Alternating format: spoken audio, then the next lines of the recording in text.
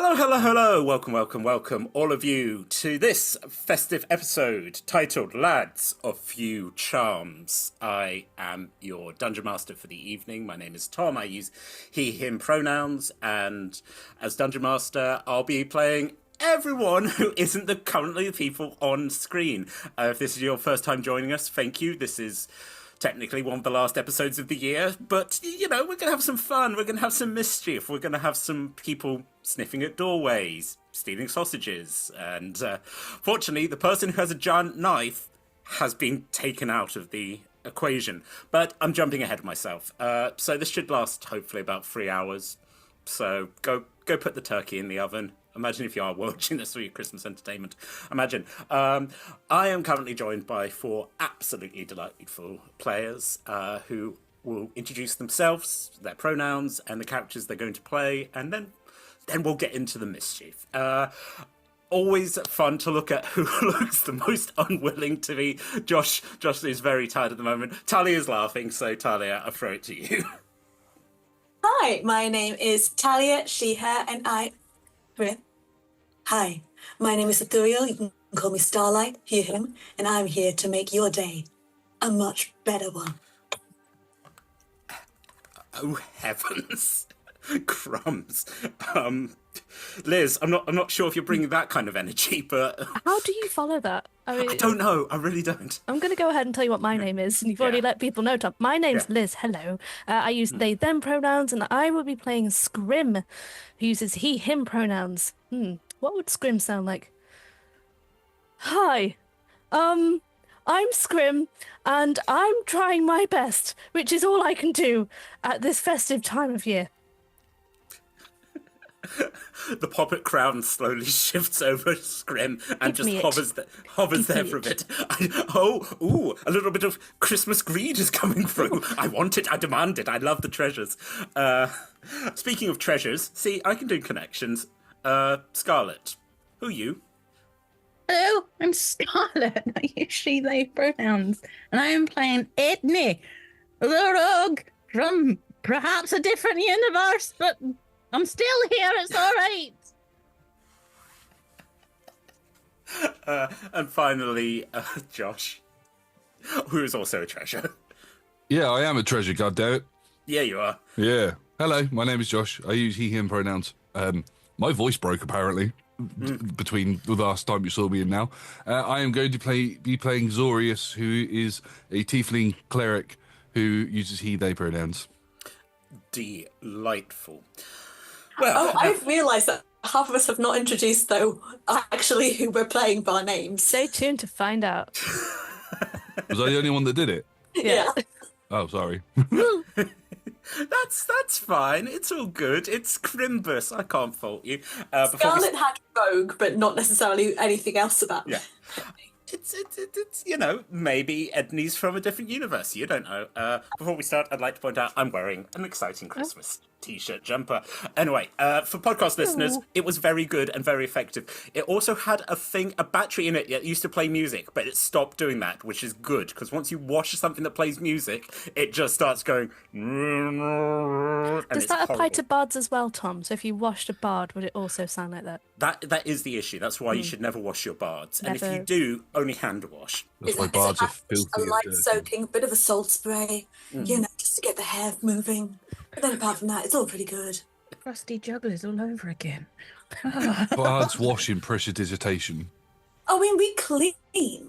It's just, we get dirty again, you know? Filth at this festive It's going to be season. one of these sessions. The game has not even begun, not dear listener. prepared for this. Wow. Okay, so we're going to hear from our sponsors and our supporters while we all calm down a bit. We'll see Hold you... I'll be back in a minute.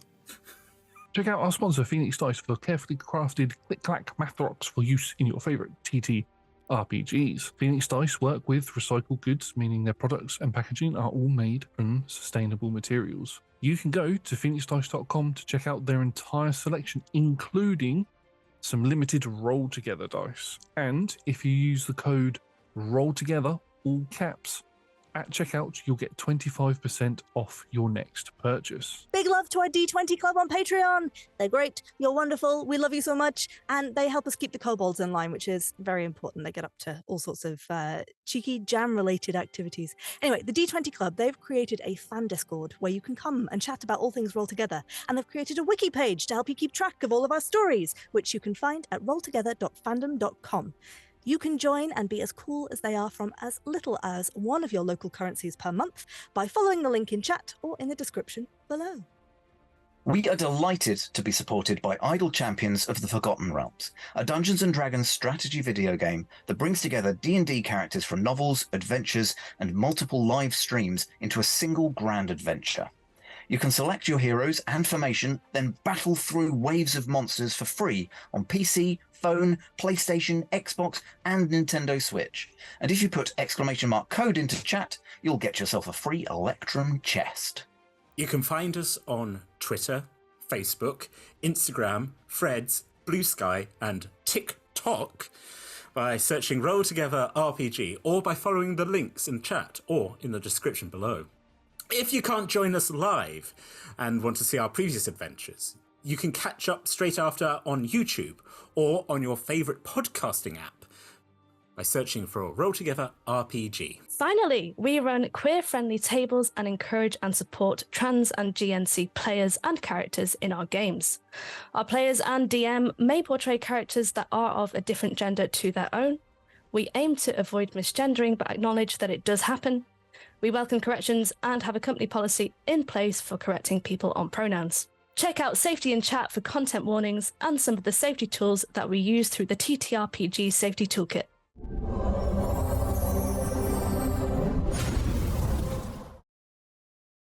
So, we are beginning in the city of Neverwinter. Neverwinter is one of the largest cities in this world. And for those of you who've watched our streams, various adventures have occurred here. Most notably, I'd say, a couple of months ago, there was a contagion, which was codenamed The Bloat, where the dead rose, there was explosions, there was various horrible scientific experiments being happening. But that's not the point of this festive season. It's coming to the end of the year here in Neverwinter, and it's a time to reflect, to think back on the year's events and say, no more, we're going to move on.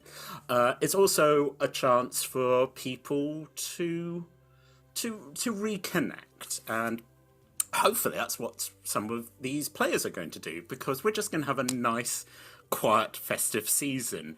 There's not going to be any mischief. There's not going to be any mayhem. It's going to be a season of gift giving. So I'm going to go around the table. I'm just going to pick on people, and I'd like you to tell me why you're in, basically a little bit more about yourself, why you're in Neverwinter, and what's your hope for the new year. I'm going to start with, again, everyone looks away from me. Liz is smiling, so Liz, what's your hopes for the new year? My personal hopes for the new year? Yes. Not sure yet, not thought that far, but Scrim. I'm playing Scrim, who is an owlin. He is around the sort of 18-year-old mark, and he's basically on a gap year, but the gap year's only just started. Like, term time is September, let's call it December right now. He's been gap yearing for about 3 months, and he's spent all of his parents' money already that was meant to last him for a year. So Scrim, he's wearing the same clothes that he wears every day because that's all he's been able to afford. He's got into a lot of bars. He's enjoyed his time in bars, but has been quite indulgent and has probably gambled away a lot of this money. He's back in Neverwinter because his parents have asked him to, come back for the holidays. And he's done that, but he's dreading meeting them. His New Year's sort of wish would be to see them and for them not to be cross with him, if at all possible, please. It's a good New Year's wish. Do we want to know what you've spent all your money on? Is it mostly gambling and getting into scrapes. I don't think I can remember what I've spent all that money on, but I did have a nice time, and I got lots of things which were great at the time, but I don't have them now. As Scrim practices his speech that he's going to have to deliver to his loving but stern parents. Very stern, yeah. In fact, Scrim, you are currently in the... Of course, what a better place to meet a group of heroes. You are in a pub. I'm good at pubs. You're good at pubs. That. Yeah. Right. You've got a little cup of mulled wine, which again, it's a lovely part of the season, which you're just slowly sipping away here in the pub, the King's Arms, named after the wonderful King of Neverwinter who rules over us all. And you're just, again, you are mentally trying to work your way up to, like, how do you explain, yes, I've wasted the money, but it wasn't a waste because I did have a lovely time, and I've had a lot of experiences that I don't remember, but it's made me into the... What are you thinking of doing once your gap year is over? Are you going to continue your studies? So, Mummy and Daddy say that I'm very good at, studies, but I'm not. So, I'm good at hitting things, so I was hoping that, the life of adventure could be where I start. But I think they want me to be an accountant, and I can't do that. I'm not good with money, for starters. Scrim, do you currently have a weapon on you? Yeah, so just to confirm, Scrim is kind of... I don't know if you've seen those little cutesy burrowing owls, so they're very, very small. Yeah. Scrim also is very, very little, but he's got a very large greatsword, which may or may not be the ancestral sword of his family, which is slightly too big for him. He's not quite grown into his feathers just yet. So he pretends to sharpen it, or he thinks he's sharpening, but is sharpening it very badly on, let's say, a beer mat. He's using the beer mat just on the blade's edge just to try and sharpen it, and then obviously it cuts through it and he thinks he's done a great job. Oh, it's sharp now, great. Oh, good. Scrim looks around delighted. Scrim, if you can complete this task, the rest of this holiday is going to be a breeze. You can show your parents how good you are at slashing. And this isn't the work of an accountant. This is the work of a hero, of a brave soul. As we sort of pan it over, let's who's again where you're looking at people. Edney, my dear. Hey. Hey. You are also currently in the King's Arms. Tell us a bit about yourself and what are you hoping for the new year? I love this time of year. It's my favourite. I've been in the city for a while. I'm going Newcastle, beg pardon. You got a travelling accent. It's fine, it happens. Yeah. Yes. I've been trying to steal from the richest people I can find to give to the poorest, because I'm a good person. Even though I'm a rogue, people think, stealing stuff, stabbing in the back. No, I'm a good rogue. But, I don't always get it right. And sometimes I fall or I get caught. And I just got out of, a wee prison. But that's fine, I'm out now. And I'm having the biggest beer I can find. You do have a massive tankard. What does Edney look like when we are looking at them? Edney is stereotypical padded leather, lots of trinkets that jiggles, and just with the tattoos, because I don't grow a beard, I have me tattoos instead. And I'm always quite smiley and a little bit dim, people say, but they're just... They don't appreciate this festive time of year. This is exactly. a time of goodwill. They've got to smile a bit. Yeah. And do you have hopes for the upcoming year? Well, hopefully, I'll, not go in prison again, get caught, or, fall over in front of a guard or something, but I'm hoping it won't go wrong this year. Edney, that's a very solid New Year's wish, which is a mixture between I hope I don't get arrested and I hope I don't fall over. In fact, audience, I hope none of you fall over in this upcoming year. From us here, roll together. Don't roll those kind of dice. As Edney is working their way through a very large tankard of beer. This is a beer that has been prepared for like the Goliaths, and like the bartender who is well, actually, all of you who've seen it, it's like that's a bit interesting. They look more kind of hyena-like. It looks like they're a tiefling, but like their ancestry has come from a different branch than the usual like demonic look. Who sort of like goes, "Oh, you sure you want it? Oh, hey, you know." Season's greetings hands you this massive tankard Edney's trying to work through. Edney, can you just make me a constitution saving throw? Aye, of course I can. First roll of the game. Yeah.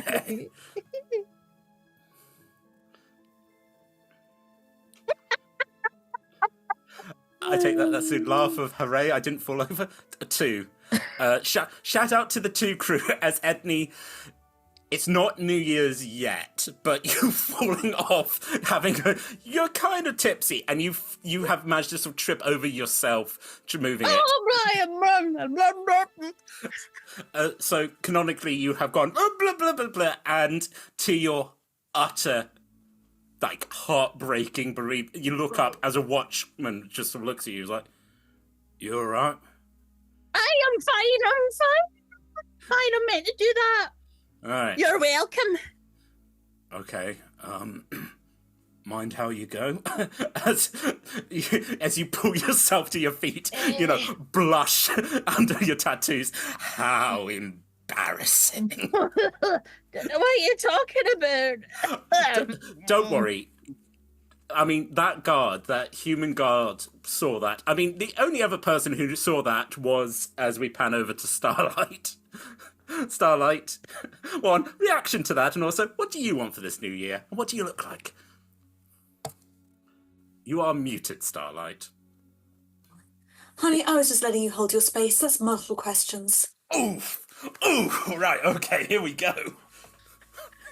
So, what do they look at? He looks like there's just a lot of him. He's just got long legs, long limbs in general. He is definitely an elf who's been taking his vitamins out on the sea. He looks, dark skin, hair braided and pulled back, kind of slightly shaved at the sides, bit of rebellious. So the immortal way that all elves look at a certain age, he will not tell you that he's younger than he looks. He was a bit of an oops baby, but hey. Going through this, the clothing is honestly fabulous. All sorts of like ruffles and things, but kind of practical underneath. This is a person who's spent their life kind of running around boats and things rather than wood, so having to have some practicality to that. And he is just pulled out in his corner, just strumming his harp gently. He just wants everyone just, I don't know, to be their better selves, to work hard, to do whatever makes them happy and fruitful and productive, whatever that might be. And the dark kind of eyes, it was like a 22 perception. You just see everything going on. This little kind of bowing arrow, just kind of having a panic attack in the corner, the dwarf just falling off their chair and just kind of going, seems to have herself together. Yeah, I'll step in if she needs it. I do love, like, your New Year's wish is not one of self-improvement, but hope that everyone else just betters themselves. You're like, I'm already amazing, so... I am, well, one of these people is me. Yeah. I mean, I'm playing as a bard. I am technically a scholar messenger, so I'm here to spread the message of learning and hope. What better, hope for a good new year and for less or maybe even fewer people to fall over in front of the guards. I will say, I think that when Squim finishes the panic attack and looks up, probably like Zalix from a merchant family, probably have bought a few trinkets for Duriel, so just keeping an eye on one of their best customers, you know. As Scrim was like, okay, I know they think I'm bad at spending money, but once they get these knickknacks and these doodads, also like lovely decorations for a festive tree, you know, stuff that everyone... I think he's maybe got like a load of those little charms with the sort of diamonds in, just dangling off the greatsword, which are not practical in any way, shape, or form. Like a But phone they just charm. look so nice. Yeah. Ooh. Yes, as Edney, you have clambered back to your feet, and you have now clocked Shiny in the corner as you are slowly making your way towards. And as we sort of the camera follows Edney, like hurrying along, going, oh, you know, I mean, yes, okay, you don't want to go to prison, but the year's not over yet. You know, we're coming to the end.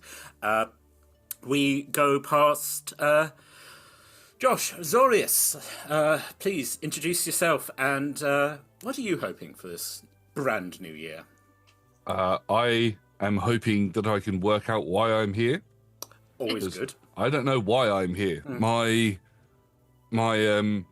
patron, my god, however you want to describe it, said to me that I needed to come to Neverwinter. Well, I said it to me. They sent me some very vague messages when I was praying, and this place just sort of popped up on the radar, so I thought I'd come along. Zorius is an orange-skinned tiefling of the dwarven stature, standing at about 4 foot tall. He has red hair at the front with it sort of layered black at the back. He's got these horns that stick out of his head. The beginning parts of the horns that are like flames, but they're like bone that stick out of his head before the rest of the horns come out, and they sort of mold around the back of his head. He's got yellow eyes, black goatee with some stubble growing because he's not shaved for a little while. He's wearing very heavy plate armor that's got a bit of a glimmer to it because it might be magical, with lots of sort of red cloth and stuff all over. He has an absolutely massive warhammer that is far too big for him. I'm using the Great Maul stats for it, but it's basically a hammer. And whenever he needs to get around, he places it on the floor, stands on it, casts spiritual weapon, or puts a little bit of spiritual weapon energy into the weapon, and then floats around on it like one of those Segway things that you see in the cities now that you have to put a coin in and drive around. And he does that to move around. Doesn't use any spell slots to do it because I said so, and just sort of does it. Yes, the ancient laws of because I said so. Yep. Zorius, what are your hopes for the new year? To find out what I'm doing here, because I don't normally come to the surface that often. I've been traveling a lot in the Underdark and in the Hells, and I was told to come to Neverwinter. Something was apparently going on here, and I needed to be here. So I'd like to find out what's going on, and I'd like to return home, please. Well, the others are all sort of gathering. There's a sort of feeling of like we've got a sense of like family, we've got a sense of like helping a community, a sense of betterment. You are just like, I don't want to be traveling here. I don't want to be here. Why am I here? It's like the angsty teenager doing what the parent tells them to do. Yeah, basically your divine being just turned up your head and was like, I just need you to go do something for me. Oh, I don't want to. I know you don't want to, but you have to. You know why? It's the right thing to do. So and if I don't do it, you'll take away my powers. Yeah. I've heard it all before. Fine. I never said that. I just said I'll turn off the celestial Wi-Fi for a few hours. Just the final thing is like, now go wash your hands. It's time for dinner. And you're like, cut to you like, ugh. Damn it. I should say that I am quite old. I'm probably in my mid-30s.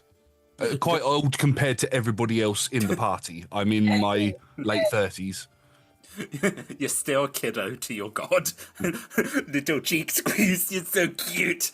Anyway, Zorius currently in a tavern wondering what the heckens you're doing here. I mean, It's a good question. It's one that we're all supposed to ask. It's not like the plot's just going to walk into the door.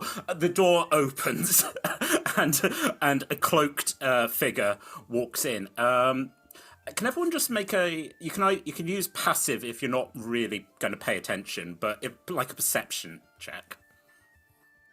I will roll. If I roll under my passive, I will say that I don't care. Sure. Oh, I rolled above it. Nice. Did both Edney and Scrim get ones? 100%. Edney's still flat face on the floor. No, Edney's currently Scrim and Edney are kind of having a thing where like Edney's like touching the crystals, and like Scrim's like, yeah, Scrim's reacting. There's I paid good money for those crystals. I like it. I know you like it, but I've got to be forthright, and I've got to stand up for myself. So no, you can't touch them until I say so. Oh, I'm sorry. Starlight, what did you get? Natural 20 for 32. Nice. Okay, and yeah, beautiful Starlight. I got a minuscule 21. Right, I think this is very good as to, let's say, more sort of scatterbrained that's going on in the as Edney is trying to still touch the crystals. Starlight, Zorius, I'll say the way Zorius, you definitely see that this figure coming in, probably sort of a tallish figure, probably, and as you look closer, you're like, oh, it's a tall human. It's a tiefling. They're wearing like a very large, big-brimmed straw hat that out of one side there's sticking a horn, but the other side there isn't. The horn hasn't gone through. The cloak that they're wearing is sort of ragged. It looks like this person's been travelling for a long time. There's a large wooden stick on their back. You've got enough to sort of look at it and go, okay, that person, like yourself's been travelling. Cool, they wouldn't have got that far if they were just like that. Something else is going on. Starlight, you also take this in, but you also notice something else. You've been close to the door. You feel like a chill wind coming in, which is weird because this town is literally called Neverwinter. There's a volcano. It doesn't get cold here, and yet a cold wind seems to have blown in, and so you're like, Meanwhile, these two are just the two little ones are just having a nice fight in the corner. This figure sort of approaches the bar, goes over to the bartender. He's like, "Yeah, hey, how you doing? I am looking for. Have you seen a and sort of gesturing a smallish troll-like creature?" Wearing all red. All red? Well, can't say that I have. The figure sort of turns and looks and goes, "Don't worry about it, I'm..." It's like, okay, you know, you gonna order... Oh, no, she is gone. As this figure begins sort of walking, like, back. And actually sort of like, weirdly, like, Scrim, where you're sort of like sitting by a window, this figure has kind of like climbed up on the bench next to you, and it's sort of like looking through the window and sort of like looks and goes, "Apologies, I am on a holy quest." Looks down at you. You are looking into the face of a green-skinned tiefling, sort of golden eyes, quite gaunt. Don't want to be rude. Have you seen like a troll-like figure dressed all in red? No, but what I have seen is my most recent purchase. Can I show you it? She blinks, covered. Yes. Okay, so he's going to reach into his little pouch and pull out a very tatty-looking deck of cards. So, it's really fun. You pull out a card, you throw it on the ground, and then something comes up, something appears. Go on. Make a persuasion check with advantage. Because this figure does not want to do this, but you are very charming in this way. 21. Sort of reaches out a hand in these... she's wearing, like, you know, the mittens where it completely, like, goes round. She's chopped the fingers off, so her fingers, but still got the thumb covered in the mitten. So reaches down with her fingers, pulls out a card and goes, "I just throw it?" Scrim is far too distracted now by the hand and is looking a little too closely at the lack of fingers. She just Oh, sort of, sorry, yeah. Just chuck it on the ground. Just chuck it. Just chuck it. froze it down. Do you want to roll a d10, Tom? It would be my delight. Yeah. As I'm currently looking at myself, wondering if I'm the troll thing in red that they're looking for, because I'm wearing quite a lot of red, and I've got black armor, but I'm wearing a lot of red clothing. I think you are taking Zorius, you are taking a moment to just go, is it me? Is that woman going to fight me? Liz, that was a 6. Oh. The character throws onto the floor the card appears, and then 2 crowbars just magically appear where the card was on the floor. Oh, that's nice. That's nice. It's like you never know what's going to appear. Those are yours if you want them, or we could share them. You can have one, and I'll take the other one. Well, yes, okay. For a holiday gift, I'm glad. Sort of reaches down, hesitantly, takes a crowbar. And, I mean, it could help you on your holy mission or whatever it is you're looking for out that window. Starts going a little bit, but yes, yes. Thank you, citizen. My name is. I had rolled a saving throw to not be hit by a crowbar because I was making my way over to. I think that's the thing, that this tiefling's now holding a crowbar. Starlight, you very nearly get hit by an appearing crowbar. Just sort of as this character is about to say, there's multiple things going on, but she's like, oh, and looks down. Meanwhile, everything's looking up. This person does not seem to have anything particularly shiny. She looks like she is wearing cobbled together clothes. Although, as you're getting a bit closer, and I think everyone's getting a bit closer, you kind of what I like to say is that you can kind of feel magic. There's a taste where you're something's going on here. This isn't just so looking down at Edney, and then looks up to Starlight, and then kind of Zorius indeed locks eyes with you, squints, and then goes, no, it's not you. Just reached out a hand to help this tiefling out. Yeah. You just thank you. Yes. Have you seen a little troll or dressed all in red, possibly being how do you say, a creep? Sneaking, peeking, possibly stealing food? Not that I can recall. That's strange. I was informed that they were gathering here in Neverwinter. I've met each of those individual categories, but not all together at once in the same person. Taps finger on chin. Well, sorry. My name is, and you kind of see her thing, and then looks around at the decorations and goes, Ivy. My name is Ivy, and keep her eye open for what's everyone's passive perception? 22. 22. 13. 16. 9. I think this makes sense that Starlight, because you're sort of this person is half kneeling, half sitting on it. You look out the window, and I think Scrim, you follow Starlight's eyes up. The other two of you are just what's going? As you look, as you just see pressed against the window, there is a greyish looking man, you assume, long sort of straggly hair, and is wearing a little red floppy hat, which again with your high perception you're oh, that's not die, and it's just sort of looking in at the window, and the figure still follows and just goes, oh, for the name, come on, reward if we catch that man. At which point the guy just through the window is no,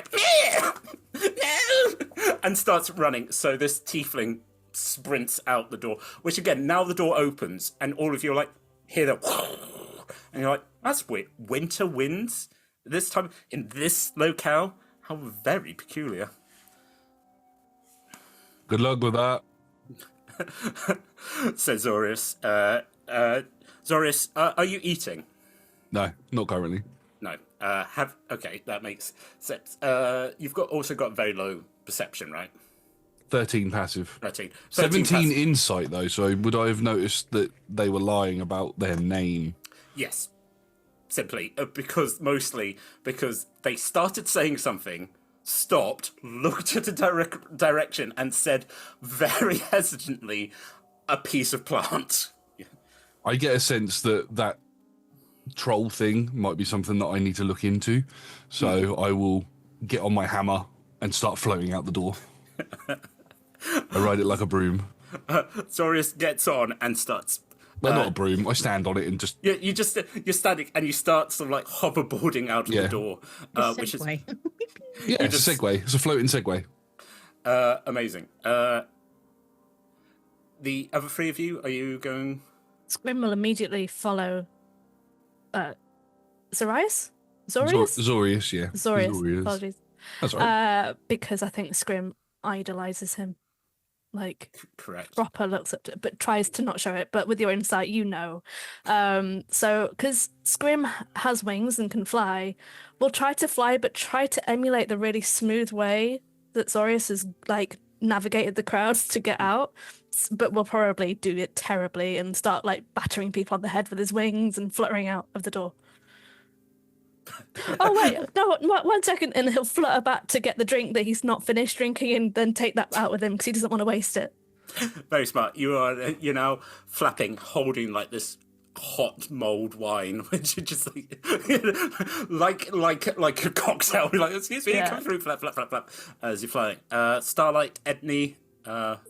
There's this creepy guy at one of my favourite bars, you know. Starlight steps out. Edney. Where's everyone go? What? I didn't say nothing. Just follows. What we're chasing? I've got the message cantrip, so I will just go back going. Creepy guy that the lady was hunting appeared at the window. We're going to go deal with it. A creepy guy, you say? as you go into dash, you're like, Say no more. A creep, a sneaky creep. If we get too far away from the other tiefling, I will activate my flame tongue on my hammer, and it acts like a propellant that I just go a bit faster. Perfect. I think as you're all like dashing, as you can see where the green-skinned tiefling is in full on like Tom Cruise sprint down as you look, and this troll is sort of grey-skinned troll dressed in, for what audience knows, it's in a Santa costume.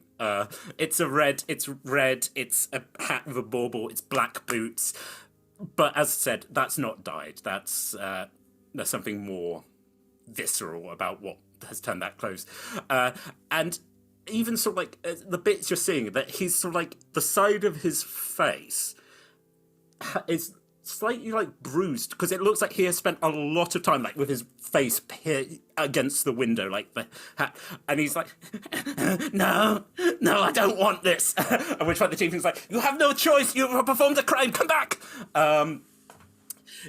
He makes to break into a side alley, at which point the tiefling throws something. He sort of stumbles, falls, turns around, and he's like, you're not gonna kill me, are you? And she's like, no, I'm looking for your mother. And he's like, well, you want to talk to my mummy? She's not a nice woman, she's not gonna like, and then looks at the rest of you. Have you all been good this year? I don't think you have. I think you've been naughty. I think you've been wicked. And starts reaching in. She's like, no, pulls out what basically looks like a butcher's cleaver. And he's like, this is my brother's. They trapped him away. They put him in prison. But I don't want to be sniffing windows. I want to be cleaving meat. I don't want to be an accountant. Good. You shouldn't do what your parents tell you. You're concerned. That's a private situation, whether I've been naughty or not, guy. You're not invited. Well, have you been naughty? Sometimes, and it works out pretty well. I'm going to hit you with a cleaver. No. you say, please, everyone, roll initiative. Oh, no. Oh no. Who would have thunk this would have turned violent? My gosh. Yeah. 15 on the Yeah. initiative, Tom, for Scrim. Thank you, Scrim. 8. 8 for Idnia. Oh, Yep. a rogue. Oh no. Oh dear. 21. 21 Starlight, you utter star. And Zorius? I rolled a 10 for a 10. It's respectful. And as we go in, as I roll for mysterious man number 1. 17, not too shabby. Do you have a better? Cool. So Glad I wasn't sharing music then, because I would have just blown everybody's eardrums out. top of the initiative, Starlight. So, as I said, at the moment there is this scraggly-looking troll-like man who has a has a cleaver and has pretty much threatened you because you won't say if you've been naughty or nice. It depends. Yeah. What do you want to do? I would like to cast Starry Wisp Ooh. them, which will give them radiant damage and also mean that they can't become invisible. Wow. I don't know what this thing does, but I just feel Okay. it's also my combat cantrip. That is very good. And looks around the table. No, I mean, Liz faced aversion previously. The fact that he can't become invisible, useful. Okay, so what do you need to? Do you need That's to? an 18 to hit. His that beats it. Oh, thank God. Okay. I never know with these things. So that is I am not a god. That is a 2d8's worth of radiant damage.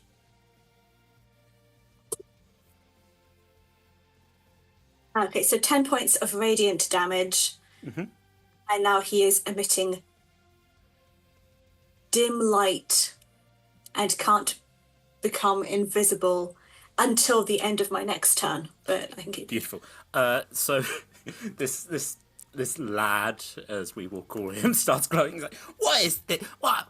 No, horrid. I'm like some kind of like candle or something. I'm not the candle guy. What are you doing?" Wait. I just also realised I could probably do... If I'm doing my first gale, can I sneak attack that?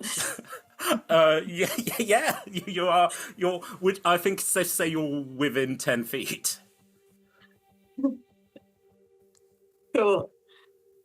That's also 6 points of sneak attack. Ow! What are you using to sneak attack? Just. I think it's that same mode. It's just it looks dimmer as it gets to him, and then suddenly it's very bright and hits him right in the face. Ow! Oh, that's definitely going on the naughty list. And then my bonus action, I will give. Who looks like they need help? I mean, no one's been attacked yet, but I'm going to give help to Scrim for whatever need. So we're just kind of going. Come on. You showed me some of your sword moves when I sold you some of those trinkets, darling. Show me what you can do with it. That's a lot of pressure. I believe in you. I'm going to give you the help action for when you're going. Okay. hey, amazing. Starlight, I do have to say, unfortunately, you are within 10 feet of this thing. So, and it is stinky as you just start going. Unfortunately, you take 10 points of cold damage for being this close to it, and you're just like, that's bad. Didn't like that. That's not my fault. People can't make you have baths. Fantastic. I am going to move Backwards? Sure. Away? You happy to take a attack of... No, you cast it at a distance, right? You didn't... Yeah. I'm fine to say, like, he comes through with the cleaver, it just misses, you sort of step out of his range. It's like, no, come back.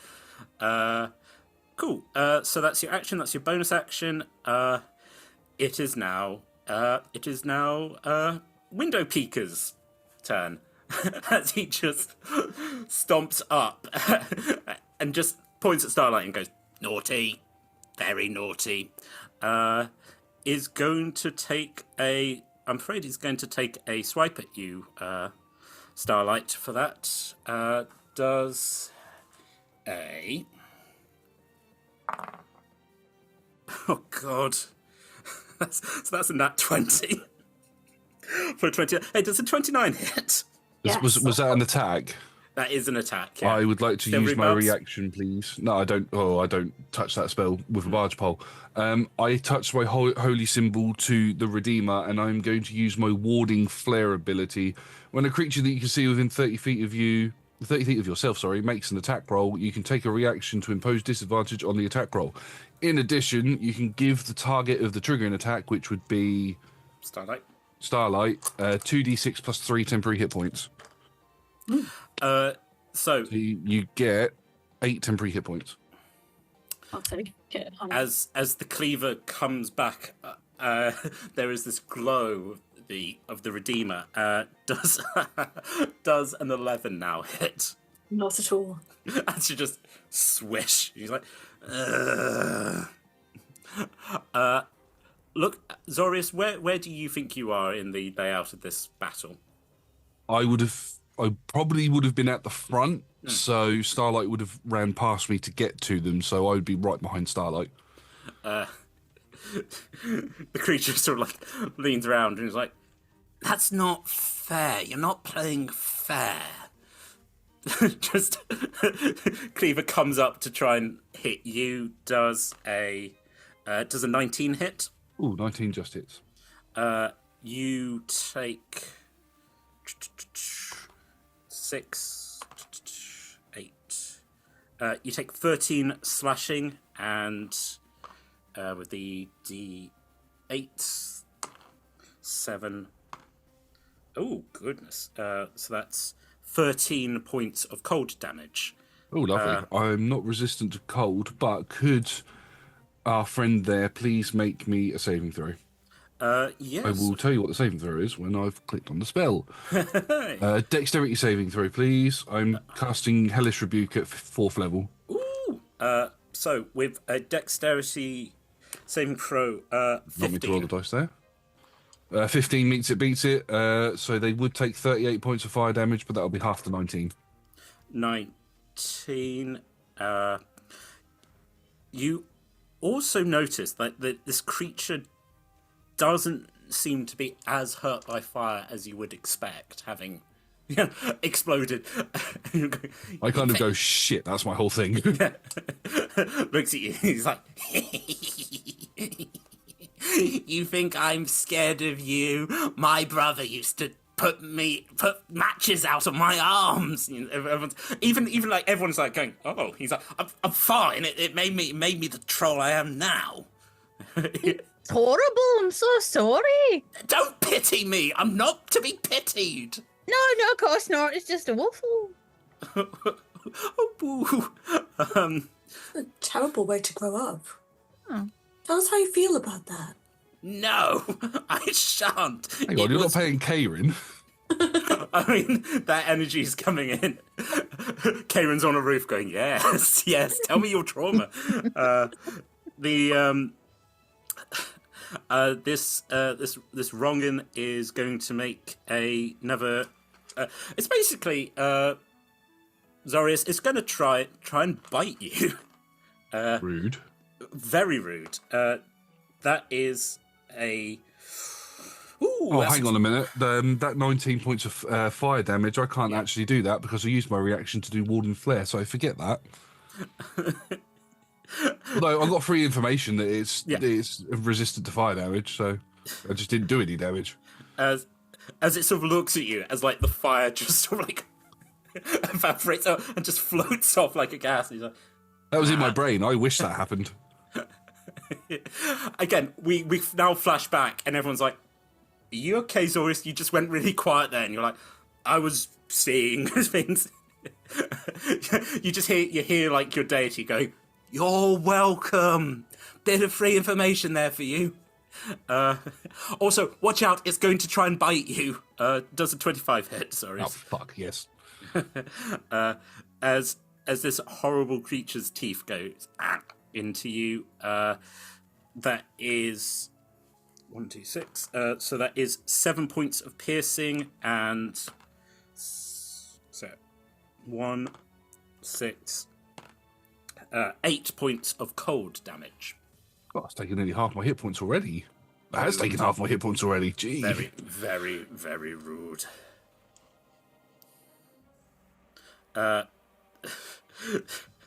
The creature sort of like goes, yeah, no, you taste weird. I mean, I know that's not nice to say, but you taste sort of like mushrooms. I don't like mushrooms. That is our Rongan's turn. We come to the People's Champion, Scrim. So Scrim was matching Zorius' speed and height in the air, and maybe tried to get a little bit higher just to prove how good he is at something. But then obviously our good friend, Mr. Troll, has turned up. And seeing Zorius get hurt and hearing the words from Starlight about being able to do things, I think Scrim is having a bit of a moral quandary. And because of this moral quandary, there's a lot of emotions, there's a lot going on, and he doesn't know what to do with it. And of course, it's going to manifest as a rage. So he's going to bonus action rage with all of these mixed emotions that he's feeling. And he's just going to see red, quite literally, and dash towards the troll with this great sword aloft, the little trinkets kind of like flapping in the wind as he soars down. And he's going to try and attack him twice, because why not? Why not? Not only is he raging with all the insecurity and all of the mixed emotions, he's going to be doing so recklessly, which means that he gets advantage anyway, but you would get advantage against him. He's not quite worked himself up into a frenzy yet. Like, the emotions are still kind of just bubbling, but they're not spilling over. So, okay. Let's see if we're going to hit. 22 on the first. That's the hit. So this great sword is magical. It's vicious or viscous, whichever way you want to read it. Let me just click on it here, sorry. The weapon damage on its own is 17 points of damage. 17. Do we get anything else? Let's just find out. That's a treat. We do not get anything else just right now. That was the first hit. 17 damage. You a good cut in. I think Scream will be saying in this moment, I don't know if I'm naughty or nice. Does it really matter? All I know is I don't want to be an accountant, and I don't know how to tell my parents, and it's all your fault. That's the first attack. Then we're going to go to the second. Oh, I get advantage. That's great, because I did roll a natural one previously. That's switched on over to a 28. That does indeed hit.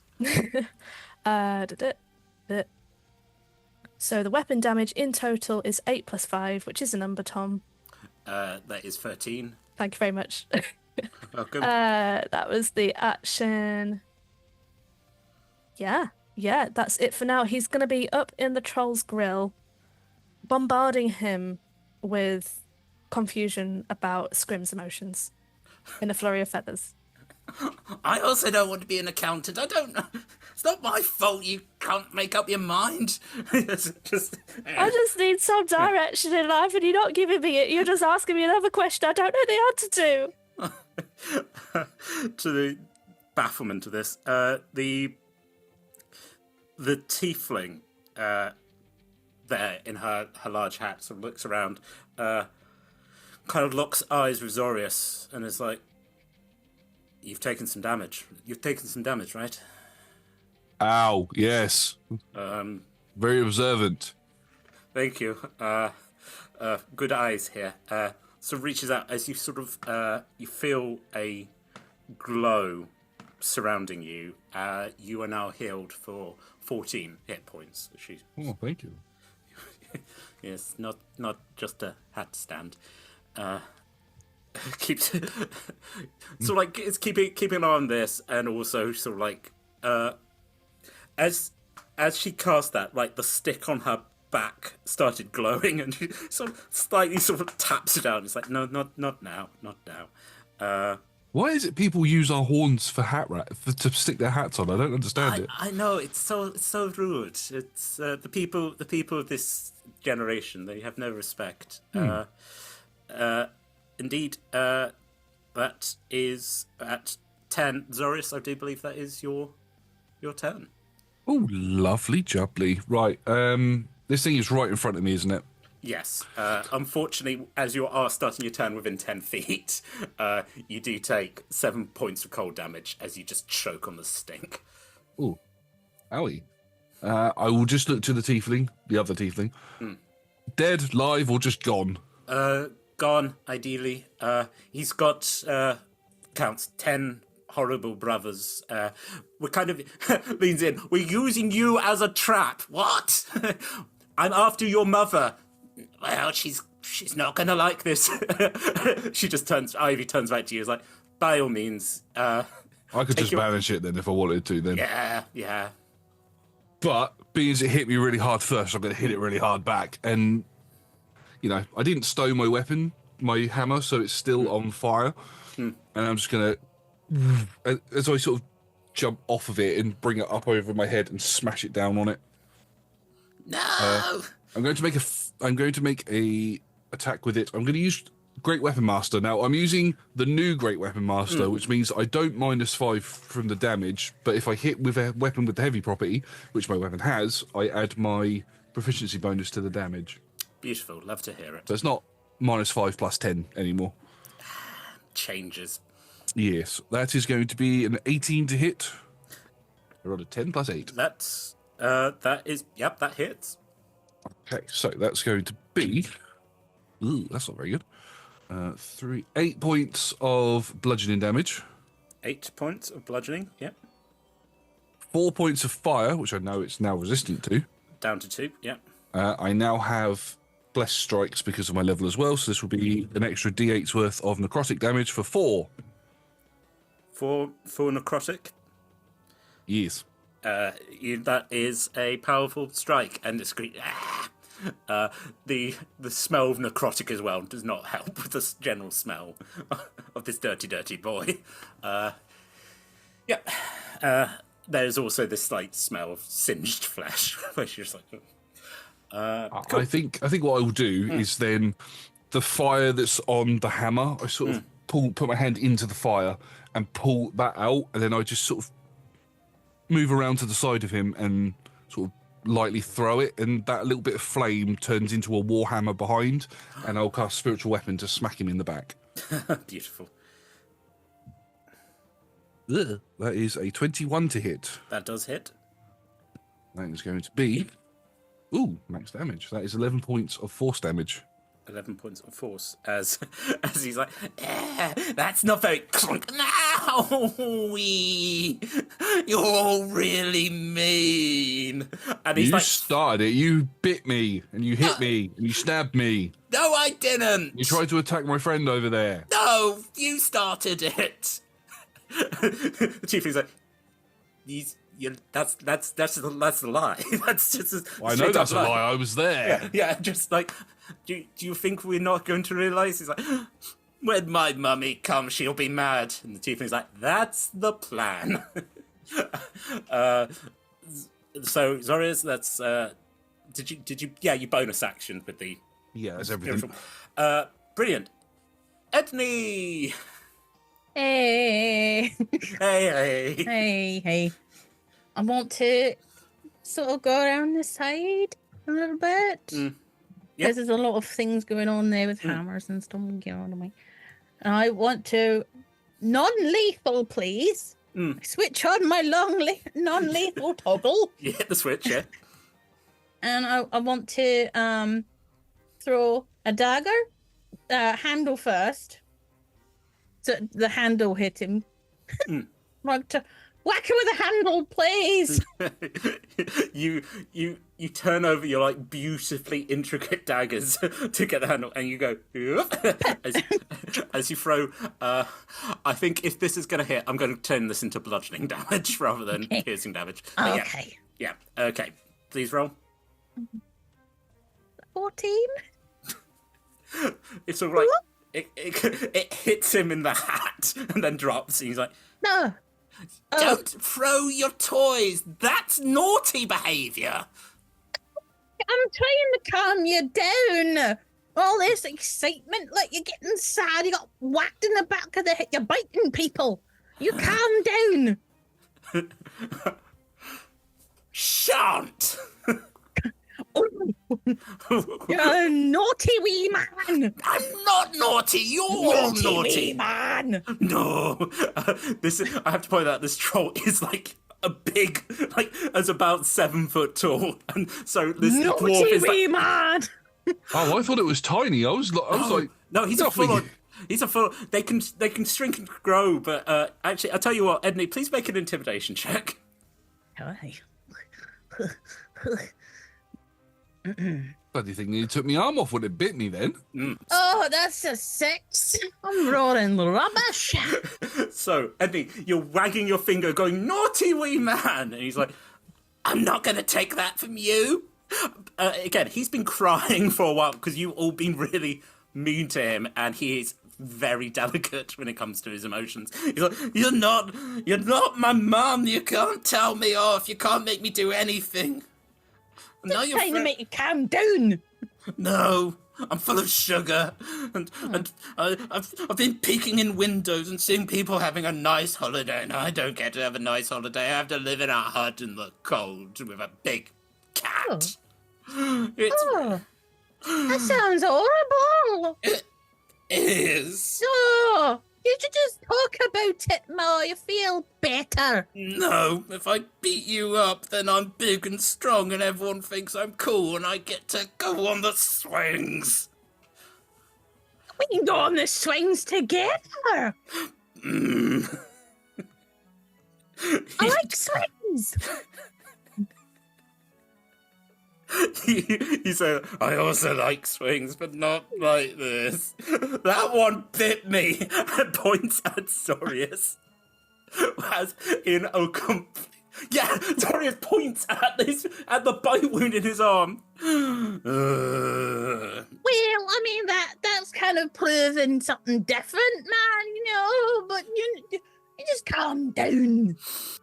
No, I'm going to beat you up. Oh, well, I just rude. But maybe if I get away, you guys won't be so mean. As he starts casting like a legendary, it's a legendary action. Everyone within. Wow, actually, I was looking at it, it's for a creature. I'm afraid this has been cast on you, Edney. Can you make a strength saving throw? Oh no. Can I not uncanny dodge this? Interesting. I'll tell you what, because you can see it's coming, and you're watching like as icicles are like gathering around your feet, I'll give you advantage on the saving throw. I don't think you can, but I just like it because you just like cartwheel. Oh wait! I'm also resistant to cold. That's good. Mm-hmm. That's good. Okay, strength saving. I missed that memo.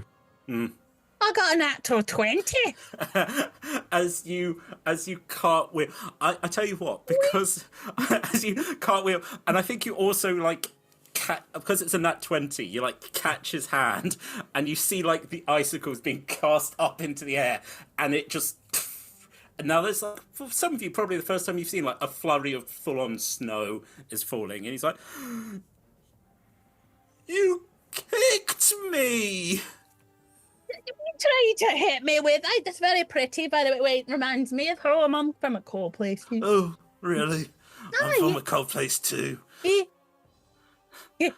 I'm going to turn you into an ice statue and take you home so I can look at you. That's slightly weird, but okay. Slightly. This Little weird. the tiefling's like nodding. He's like, he's a creep. His name is Window Peeper.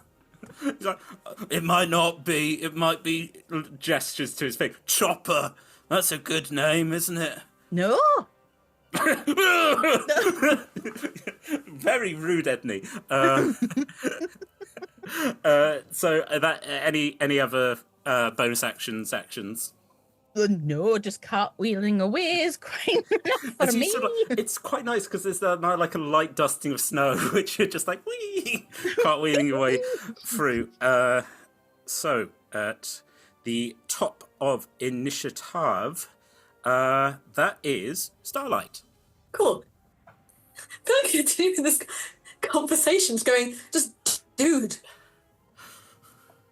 The reason why you might not be allowed in is because you're just peeping. If you ask, people might let you in. Consent is like a really fabulous thing. You, what's your passive insight? 18. You are looking into the face of someone who's like looking at you with. That's just a concept that has never occurred to him of like asking. No, it's his duty to peek in through windows. Ask for things. And there are some people out there who would love to have their windows peeped through. You just let them know in advance, you know? But where's the fun of that? They'll start acting if they know I'm going to peek. No, you give them a time frame. Don't tell them when, so they don't know when. They just have a general concept of a change time frame. Make a persuasion roll with advantage. Oh.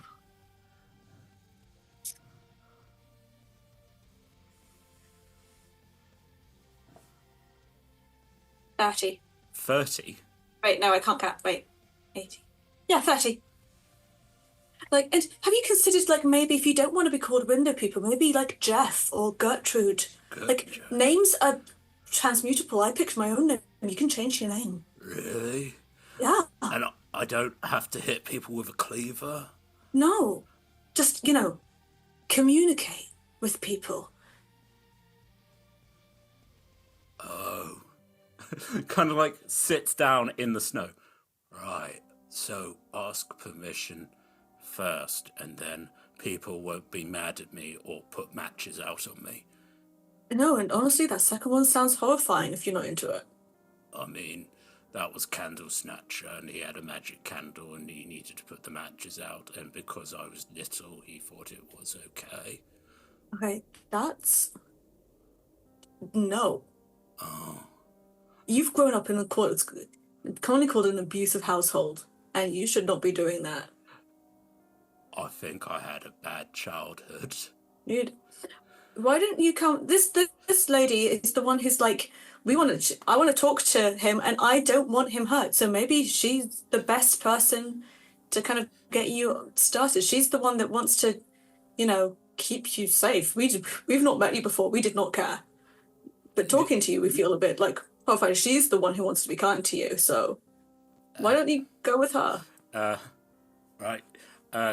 Tiefling sort of takes the hat off. Yes, I am a emissary of peace. I'm here to help. That said, your mother seems to have taken offense to this realm, and the fact that it's snowing here, that's not right. There's a lot of things going on at the moment, a lot of things going out of pauses as she's trying to whack, I think is the word. Things have gone a bit... again, she keeps trying to skew with. He's like, I don't get that. Things aren't right. My name is... Looks, pause, Ivy. And we would like to help. So, hold on. I ask permission, pointing at Starlight, and then if people want me to peek in through windows, then that's okay, right? Well, I mean... Normally they just invite you in if you ask. Oh. I mean, And then you can sit in the warm with a nice hot drink and join in with what they're doing. I could cut the turkey. I could get the wrapped presents. I could wear the funny little hat. Just gonna find a random thing from Zahis going, your first present. Interesting. Talia. Master gave Dobby a sock. Wait, no, Yeah. wait. So, yeah, what if I've calmed down, sort of, not sure yet, but Okay. what if you had your own window that was yours, and then you could go in and out of it any time that you wanted to? Okay, right. He's going to grab the deck of cards that he has, and he's going to shuffle through them, looking at them one by one. And... Okay, pick any card, but make sure it's that one. Picks that card. Throw it on the ground. Throws it down at his feet. An actual window appears on the ground. Like, bless his heart, you have overwhelmed his senses, and he is wrong. Thank you, you are all really not, what can I give you as a gift? Blessings to you all. You've all now got inspiration for. Oh, thanks. As legitimately, you have solved the issue of this fight. As he goes, a window, my own window. Happy days, and backflips and just disappears into star. Ivy just sort of like goes, that is a solution. That's actually, as an emissary of peace, that was well handled. Yeah, I'm calling bullshit. What's your name? Ivy. It's not Ivy. You don't need to. No, We've just helped you with this. I think we need to know. Hey, I'm sorry. If the lady wants to be called Ivy, then that's up to her. No. Be mysterious about it. No, I'm not. My name's Delaney. I'm a paladin of peace. Right. Hello. Did you go on school trips when you were younger? Up to the north? Yes. looks to Scrim. It's like, have you ever heard of the Frozen Five? Have I ever heard of the Frozen Five? Did you spend much time doing like reading of history? Probably. No. Scrim politely shakes the head. Starlight, does anyone got a good history thing? No. Okay. I'm not from here. I'm from down below. So that makes sense. I'll roll and see. Yeah. 13. Look, I am interested in port towns and boats. I got a 13. For the logic in this world, it's very good, because even if you had heard of the Frozen Five, you would not have heard of Zeleny, because the other four were held up as like great heroes. Like there was the Ice Princess, there was the brave Centaur Knight, there was the Pigfolk Archer, and then also there was a green-skinned tiefling who was around and no one really knows. Anyway, so Zeleny's sort of like, yeah, no, don't worry about it. No one actually knows who I am, and I. Pauses. I really shouldn't be telling people my real name. I'm supposed to be secret paladin. But that creature's pauses. That person's mother, her name is Grula. She is a ice witch. A few months ago, some heroes played a nasty trick on her, murdered one of her sons, like murdered, hasn't come back, and trapped one of her other sons in an alternate plane. And now she's angry and wants to take it out. There's been rumors of like an ice goddess in the north who was also trying to bring winter, and it seems that was used as a distraction to bring her in. We're here. Well, I'm here. Pauses. I had other people, but then they had families to see. She looks kind of bitter at that. But my hope is that we would be able to confront this witch and basically tell her to leave. Has anyone else taken any damage? Just No. Ow. Starts blaze on healing hands. Feel free. Top your. She pumps heals into you, so you're up to your. I realised that I kind of inadvertently brought you into this, but I mean the Yule lads, as they're called, they are mischievous and kind of mean, but the mother is a real piece of work, and so I'm hope those of you with high perception hear like the tinkling of like on the glass. Just and Zeleny sort of pauses and is like, "Oh no, oh okay, brace yourself." As just sort of like from the like where the snow was lightly falling, it's getting heavier and heavier. As just suddenly something starts rising out of the snow. Are we going to have to fight this? Hello, dearie. Oh, you don't have to fight me. I believe you were talking to my beautiful boy. Tell me, have you been good this year? Yes. Liar! I see what's in your heart. You have done lovely crimes. Think you're clever, but no. I mean, you haven't been given a loving gift. No one's taken you into their home as this thing is forming into a large hag-like creature. That's quite personal, isn't it? I mean, Oh, but I see, and I know when you've been a wicked little thing. And do you know what that means? Wicked little things like yourself need to be punished to help the other good little ones. Hold my hammer with two hands, and as I do, from the flames, two fiery orbs start orbiting me as I'm going to cast a spell called Stellar Bodies. Oh. What does that do? You create two small stars that orbit you. They twinkle pleasantly, shedding dim light 10 feet radius. Basically, if something attacks me that's within 5 feet of me, for each one of those orbs that I have, they have to make a wisdom saving throw or take 1d8 point of radiant damage, and I can use those to throw them at people if I want to as a magic action. But it's just popping up as like a defensive thing at the minute. Oh. That's no reason to be scared of me. One moment, lady. Lass, what's your name? Talking to Edney.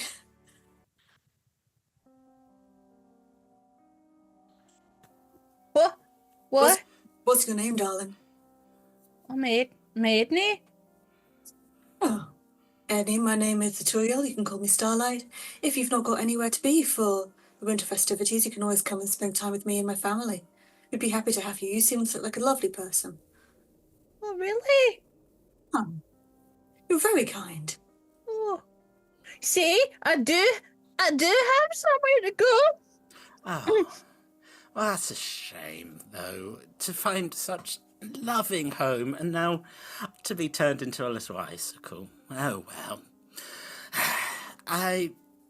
As this one points at Zelany's been babbling about, yes, I'm very angry. I don't know if any of you have ever had children, but, you know, it's your job to raise them. And when some of them are getting distracted by tawdry little gifts, points at Scrim, it's very disappointing. Mummy should take care of these creatures. Anyway. I'm sorry, I didn't mean to disappoint you. And yet, I'm very disappointed in you. Please make an intelligence saving throw. Oh, I think Scrim's starting to burrow into the ground a little bit, yeah. You know, slightly better than average. 11. It's enough to be like, you're like, okay, this isn't my nana. But then I think in your head, you're like, oh my goodness, what if my nana did just lean over and was like, I'm so disappointed in you. It's not got a in-game effect, but it's enough that Scrim's just like, oh no.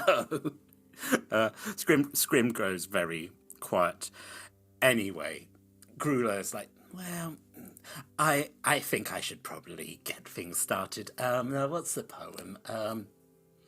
Naughty children who aren't in bed with sugar plums in their heads. Those who do well, they should not end up cooked in Gruler's pot. At which point, I'm a full adult. she turns around. I'm 7,000 years old. You're all kids to me. As just snow begins pouring down. At which point, we are now going to go to our break. But first things first, I have a Christmas cracker. Let's see. Yay! Let's see what I got. Who won? It's the audience one. Oh, okay. I have myself a delightful. Well done, audience. Now, I realise I gave inspiration to my players, but here's a chance to get what I want to call double inspiration. Now, I simply am going to ask a question. The players will have to answer it, and if you get it right, then you get a little reward. What do you call a fake noodle? What do you call a fake noodle? Audience, players, we're going to have a 10-minute break. When you come back, let's see if we can solve this puzzle.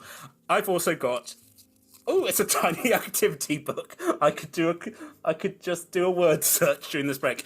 Anyway, folks, go get yourself some mulled wine, go enjoy yourself, and we'll see you shortly. Take care, y'all. Welcome back, everyone. Hope you all had an utterly delightful little break. You've had your minced pies, your mulled wine. I hope you've opened your advent calendar. What did you get? Was it a little present? Are you doing a Lego calendar like mine, where it's Star Wars, and I'm like, it's some sort of ship. I don't know. They've made it out of 12 bricks. In the previous part...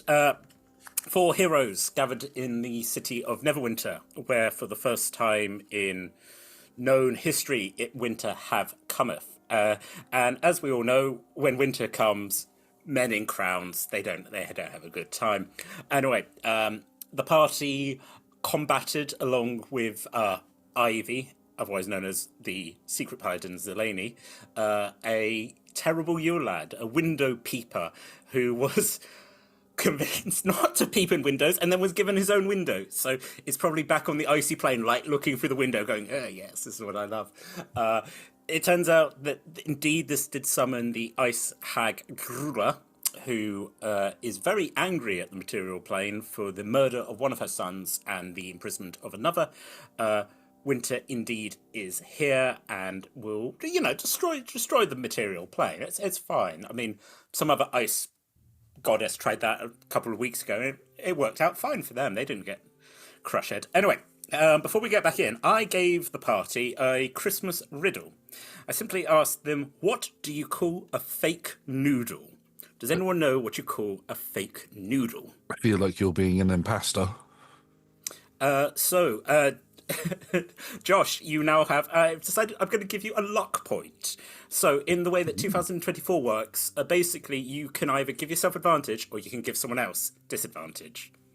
I might use it against one of the players. I mean, if you want... Oh, wait, I'm not the DM. I mean, if you want to something go, oh no, oh dear, Starlight fell down again. Oh, Edney's greatest fear is to fall over in front of people in authority, and now you would bring that anyway.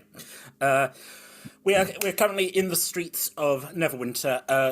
A snowy blizzard is gathering. For the party, you can see that the sort of the realms of the world you know, and like what looks like a great icy plain. They seem to be sort of melding in together. It's like an incursion.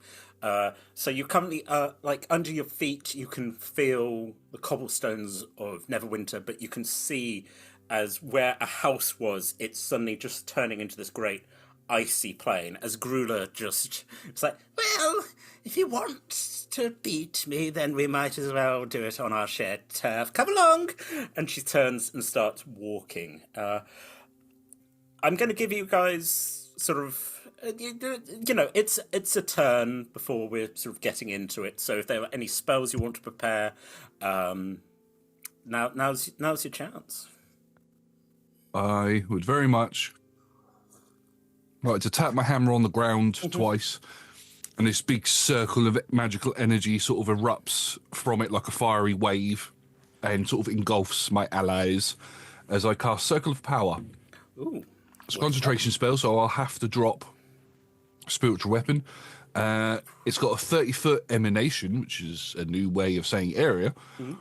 While my allies are within that aura, you all have advantage on saving throws against spells and other magical effects. When an affected creature makes a saving throw against a spell or magical effect that allows a save to take only half damage, you take no damage if you succeed. And so that's concentration for you. Concentration for me up to 10 minutes. Interesting. Very, very good. The great sort of fiery ring surrounds the allies, and you watch as like there's the sizzle as like snow hits this fire. I should say that my stellar bodies is not concentration, so my 2 fiery star orbs are still floating around me. Lovely. Any other prep that anyone wants to do? No. Edney, you scuttle over, you pick up your dagger, wipe it down, like get the what is basically grease off this greasy, clear off your dagger, and you just like as you stick it back in its sheath. Yeah, and you can kind of like your tongue gets a little bit too close, and you feel like it's gonna get stuck. You're like cold. Probably got to be careful with my little tongue at the moment. Sorry, I'm good with cold. I have items on my body. I'm from colder climates. I came down here for the warmth, but obviously no. Here we go. This is very like when I was young. I went to Italy and like climbed Mount Vesuvius in the only time it was snowing. So even the Italians were like, "Yeah, it's weird." We'd pack like shorts for every day and like 2 pairs of trousers, which we had to wear. So yeah, I climbed Mount Vesuvius in the blizzard, which tells you a lot about me. Anyway, Scrim or Starlight? Anything you need to prep or? Nothing really preparation, although there may be a rage oncoming because everyone, I guess if Edney's nipped on over to grab their dagger, Edney would see on top of Scrim's head, there's like a layer of snow. Scrim has descended, burrowing into the ground, and he'd just be shivering there, having a little existential crisis to himself. Absolutely. So I disappointed her. Oh no. Oh no. What if I disappoint my parents? What if I disappoint myself? What even is the point? I don't know. So, Liz, the way that Barbarian Rage has worked now is that you can be using a bonus action every turn to sort of keep it, which I think you're not raging. You're just in your existential. So your rage from earlier is still up. As you're just okay, that's still good. Yeah. So still good, which I think is great, actually, rather than being like, I just need to, like, what was the old thing? It was like, you're punching like a bag of rats, and you're like, weird. No, the rage stays. So your heightened emotions are still there. So you're still raging. I think we're ruffling up a frenzy though right now. We're getting into a frenzy rage. I think as you are spiraling, as you're in like, and also I'll put it in where you're sort of like going, well, what if they don't like my trinkets? Well, that's not, I don't, and then you're just like, I'm going to have to be an accountant. Just flashes intensely. Oh dear, poor little Scrim. Starlight.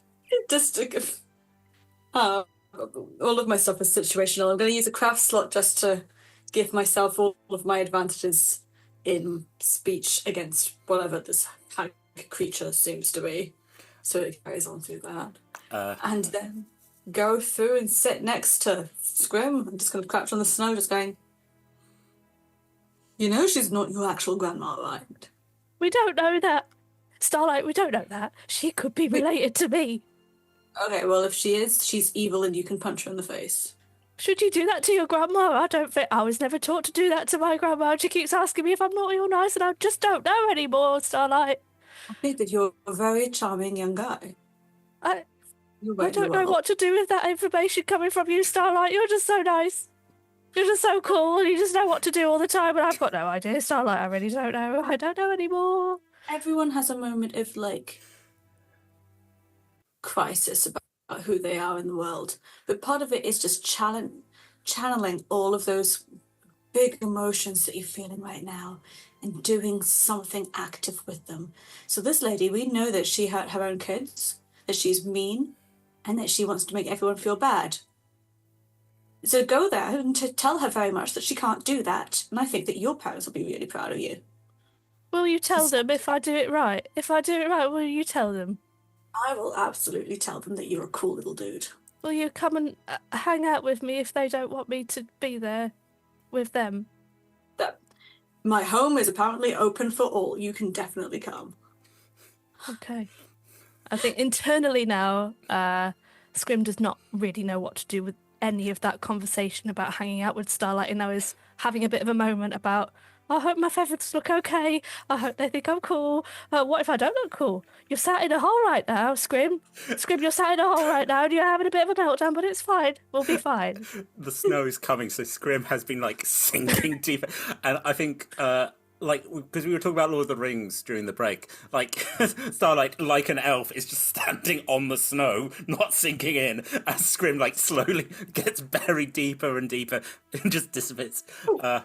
Yes. So with permission, just going to if Scrim permits, just pick Scrim up and just inside. Ethereal tell us, I'm cool. I am cool, dude. I'm a cool dude, and I'm getting invited to all the Christmas parties. I'm a cool dude. I'll bring wine. I am so much younger than my siblings. Is this how you're supposed to act? Dear God. On that note, as you know, sort of like as this is happening, as like Zeleny is sort of trudging through the snow, still in her in basically rags, but you can also like as you're watching the snow, you're like, yeah, that's not quite hitting where it should. Clearly, it's like a disguised breastplate and full on like plate armor, and she is also sinking down into the snow. It's like, this is fine, I'm fine, don't worry about Zeleny.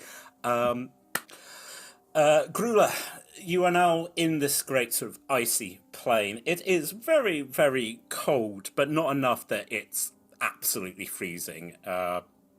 So you're not going to be taking damage, but sort of even for those of you like Edney, you're like, cool, this isn't as cold as it should be. This is like a glamour, kind of like, ooh, I'm making it icy. Anyway, Grula turns around and is like, right, dears. I understand you hero types would all feel a bit better once you beat me up, but that's the thing you must understand. One can never beat winter, but whatever gives you a happy new year, I guess we should get it going, eh? Have at thee. Snow. Just you all like, so please roll initiative as we all can. As like a hard rock version of like Jingle Bells is playing. Kobold's very interested to see what you're going to be playing at this point. Probably the normal music. Well, the kobolds are technically on strike at the moment. That I'm going to take that. The kobolds are going to take that sound and just play that throughout. I'm ready. Please shout out when you've got it. 22. 22. 22 and a 20 for little Scrim. Edney? 10. Zurius. 3. Nice. For a 3. I mean, I'm not going to spoil something that's turning up. Something got a -1 on its initiative. So, yay! So, at the top, I realised, so Grula is about 12 feet tall, like bony, sort of... for those of you who've ever seen, like, she's an Icelandic hag. So, sort of like grey skin, long sort of the streaky hair, is wearing what is like basically not like a Santa hat like her son's, but big floppy hat, like dress, apron, long fingernails, holding a ladle. She did talk about putting people in her pot, and so possibly that's her intention, but she doesn't seem at all concerned. She's so it's that sort of thing of like where she's like, she's coming into the same energy as a grandmother who's like, yes, let's play Trivial Pursuit. Delightful.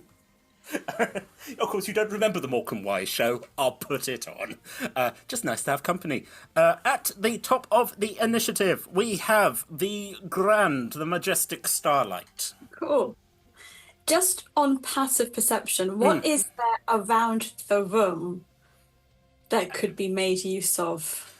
There is a bunch of snow, fallen trees, sort of the bodies of adventurers who seem to have just collapsed. To be honest, Talia, if you tell me what you want, we'll see if we can, because it is a festive miracle. We'll see what we can get you.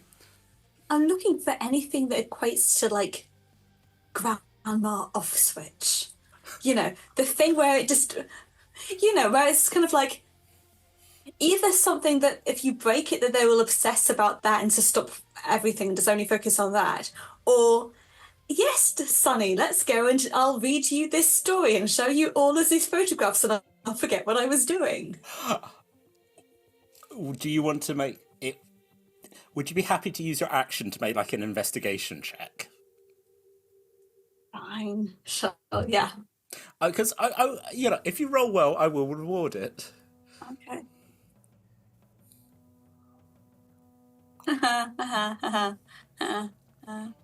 Investigation. I would like to give myself some luck, I think. Yes, you've got a inspiration point from earlier. If you want to throw that in. What does that do? What does your ones do? I'm going to give you. You know, there's a lot of your lads. Roll a d12.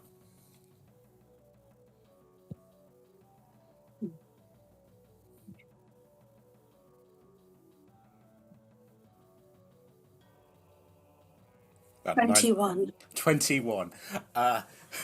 You patter across, and you find it's the body of a adventurer, a dwarf, wrapped up in like tight in a coat, scarf, little sort of cap, but sort of at their side is a box which you kind of like pull up and you open it, and it's weird how fresh this still is, and it's like gingerbread cookies, and written at the top is, "Dear Harold, good luck killing that horrible witch.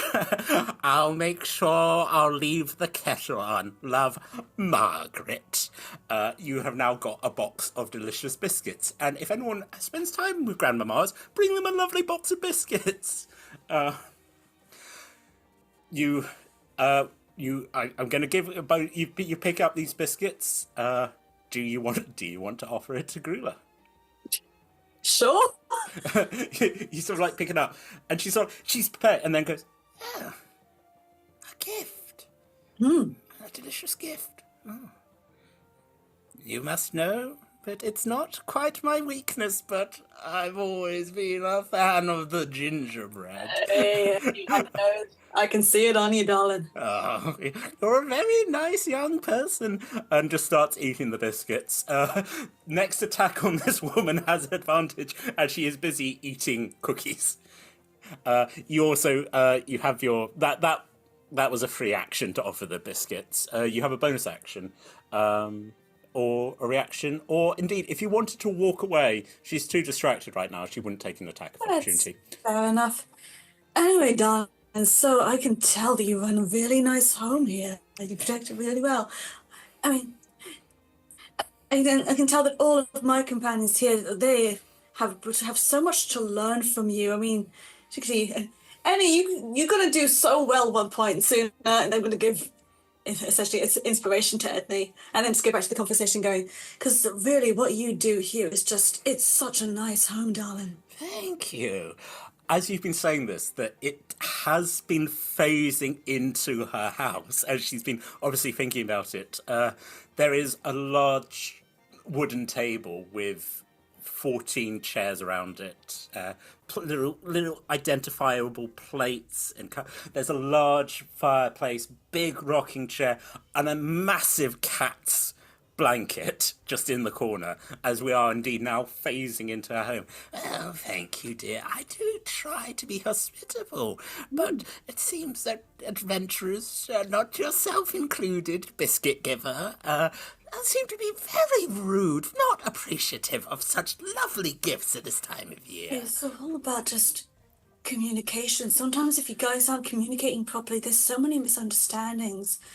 And it's just kind of finding that way where people vibe and understand each other more. And just trying to brutally distract this lady. You have succeeded, as the rest of you watch as you are now phasing into this house, like a video game where it's like we've been traveling across the planet. We're in now. So Starlight, you very kindly gave your turn to basically distract this woman. Talking of people who are currently a bit distracted, Scrim. The large woman is leaning over your hero.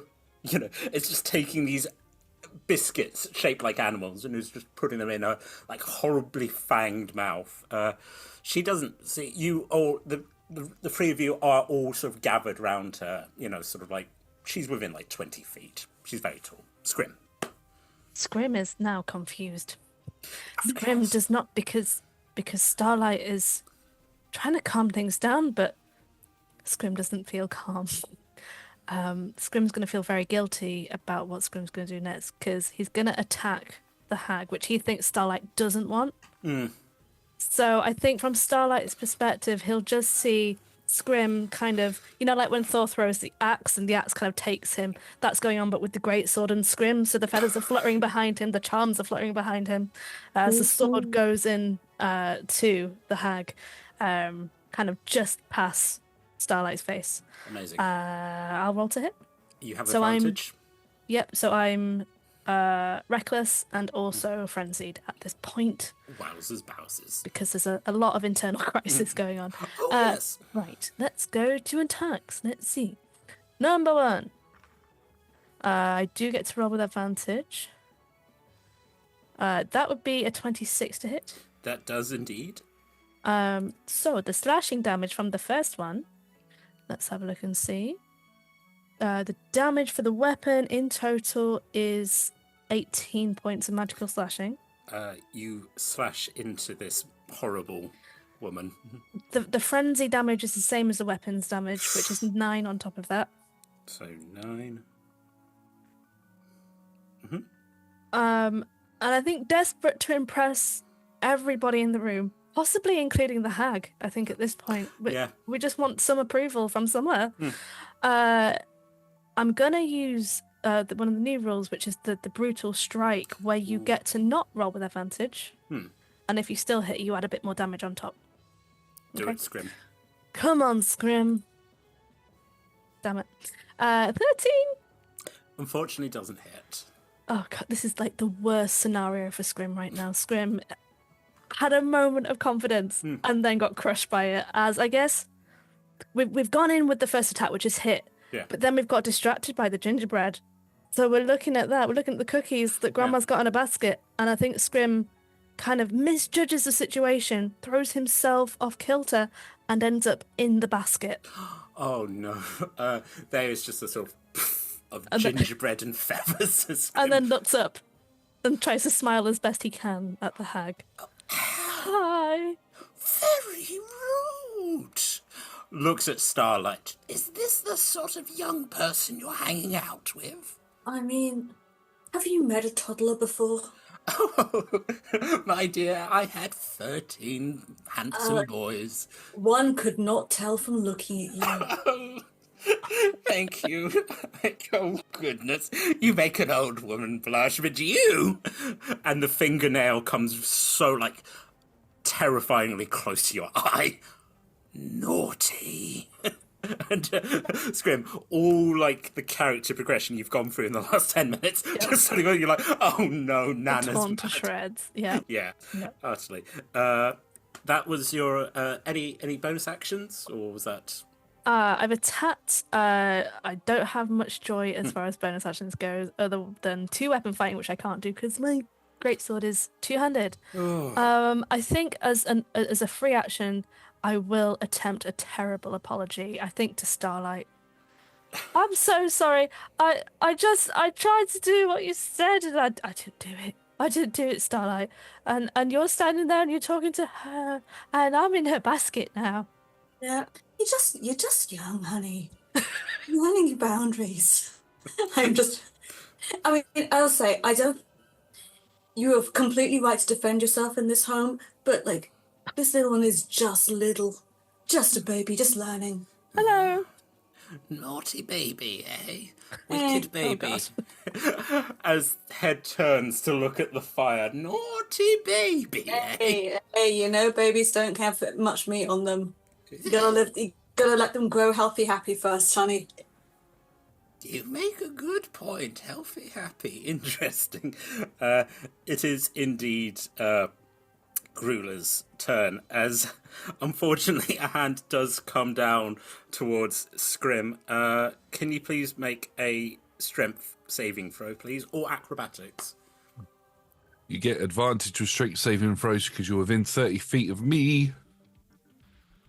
Well, one of them was a natural one, and the other one was not a natural one. So 26 on the roll. Oh, she got a 25. And she tries to sort of like picks it, and then again with the advantage, she's sort of like, you're just a little guy. Just keep dropping my little head down. Just gonna get some feathers. Oh, you're being very, very wicked. Naughty. Fine, I won't put you in the pot.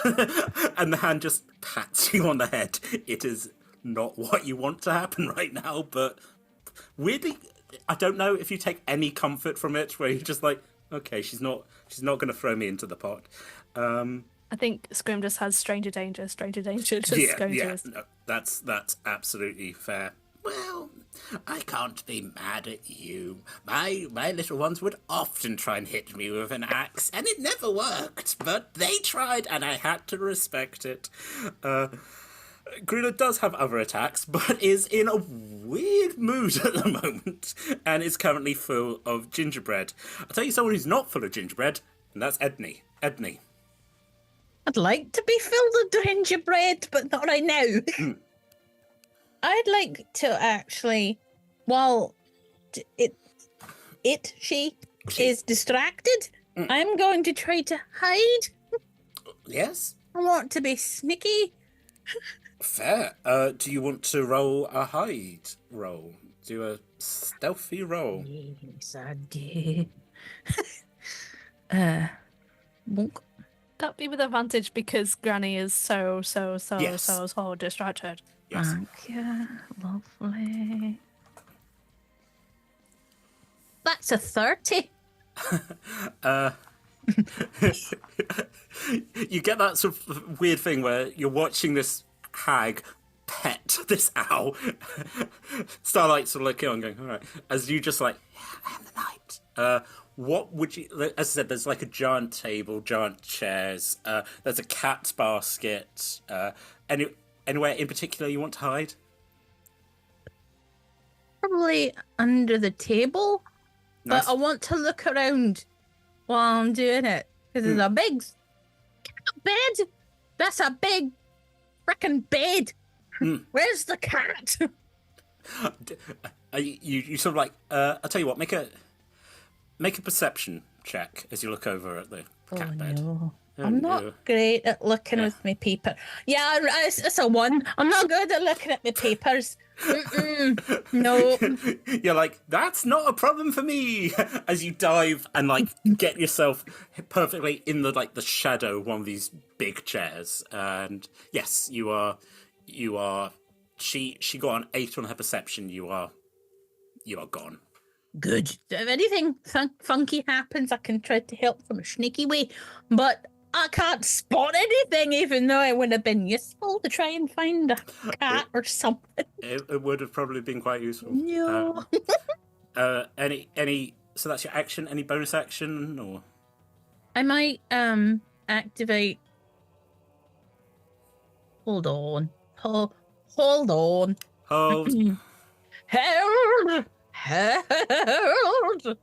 I know that I can, in fact, psychically link us all. Four creatures together. Psychic whispers. I want to Another link us voice all in so my we mind. can. Yes. Everyone must. Oh, I'm rubbing off my thing. Anyway. Oh no! So we can all talk to each other in her mind. Like, don't worry, I'm still here. So you've connected the 3 other players, including Zeleny in this? Or? No! Just us. Just these- us. Okay. Just us together. Just be like, don't worry, I'm still here, and we can all talk to each other, Sticky. Amazing. So the 4 of you are now mentally connected. Great. Speaking of Zeleny, where she sort of looks like, everyone always gets to have like secret parties. Not that I'm complaining, and starts sort of like walking over to the blanket and go, "Where are you? Where have you?" And then sort of looks up as there's like a shimmer, and she's like, "All right, heads up, the cat's coming." And Gruda's like, my boy! He's back from the casino! I knew he was having a good time. That's Zeleny sort of reaches up, picks up the stick, which again glows, and just for a second looks like a great sword wreathed in fire, and then goes back into a stick and just holds herself ready. Zorius! I would like to get on my Segway hammer, fly up a little bit, and sort of behind the hag. And I can't actually do this fly thing. It's just a bit of flavour for It's Crimbus. the attack. And I just sort of spin around with the hammer and go for a full whack attack as it's going, as they give it a head pat to Scrim. I'm just going to bang around the side of the head. Roll for the smack attack. Smack attack. Oh, natural 20! Sorry, my voice went really. It's either really low. Do it again. Do it It's either again. really low or really high. I've got no middle ground. I know which one I prefer. Josh just does the goofy scream. Amazing. So happy. Yes. You get. Please. Double damage, isn't it? Double So damage. That's 9, 7, 16, 24 points of bludgeoning damage. Bludgeon. 7, 8, 15 points of fire damage. 5, 6, 11 points of necrotic damage. You smack this. It's all magical. Yeah. Well, and just as the fire just turns and looks at you with hatred in her eyes, you've got a feeling that her horrible boys were given a certain resistance to it, one that she never thought to give herself, and just seems real angry at that. You can, context, go, yeah, fire. You've stopped something by using fire damage here. Weak to fire, weak to fire, weak to fire. Not enough to, again, sort of like above the table, not enough to be like double damage, but enough to cancel out an effect due to fire. As she just looks at you and goes, "Oh, you are definitely on the naughty list." Looks down at Scrim. "You're okay for this one. This one." I just sort of land in front of them like, aha! Oh, shit. Yeah, as she's looking, just like the burnt side of her face. Let's have a look as just does a 30 hit? Warding flames erupt around me, and you will have to roll with disadvantage using my warding flare, and I will give myself 9 temporary hit points. Amazing. Does 26 hit? Ah, yep, still hits. Let's have a look at that. So, 2, 6, 8. You take 14 points of cold damage as just an icicle. She just like opens her hand as an icicle just falls and goes, getting you straight in the shoulder, and you're just 14 or 40? 1-4. 1-4. Okay. Can she make a wisdom saving throw, please? Yes. It's a 10. That fails, so she will take 2d8 points of radiant damage as the 2 fiery stars around me attack her. Beautiful. That'll be 9 points of radiant damage. They don't. They stay. They don't explode until I choose to throw them at someone. Fair enough. So in defense, I love that spell. That's very good.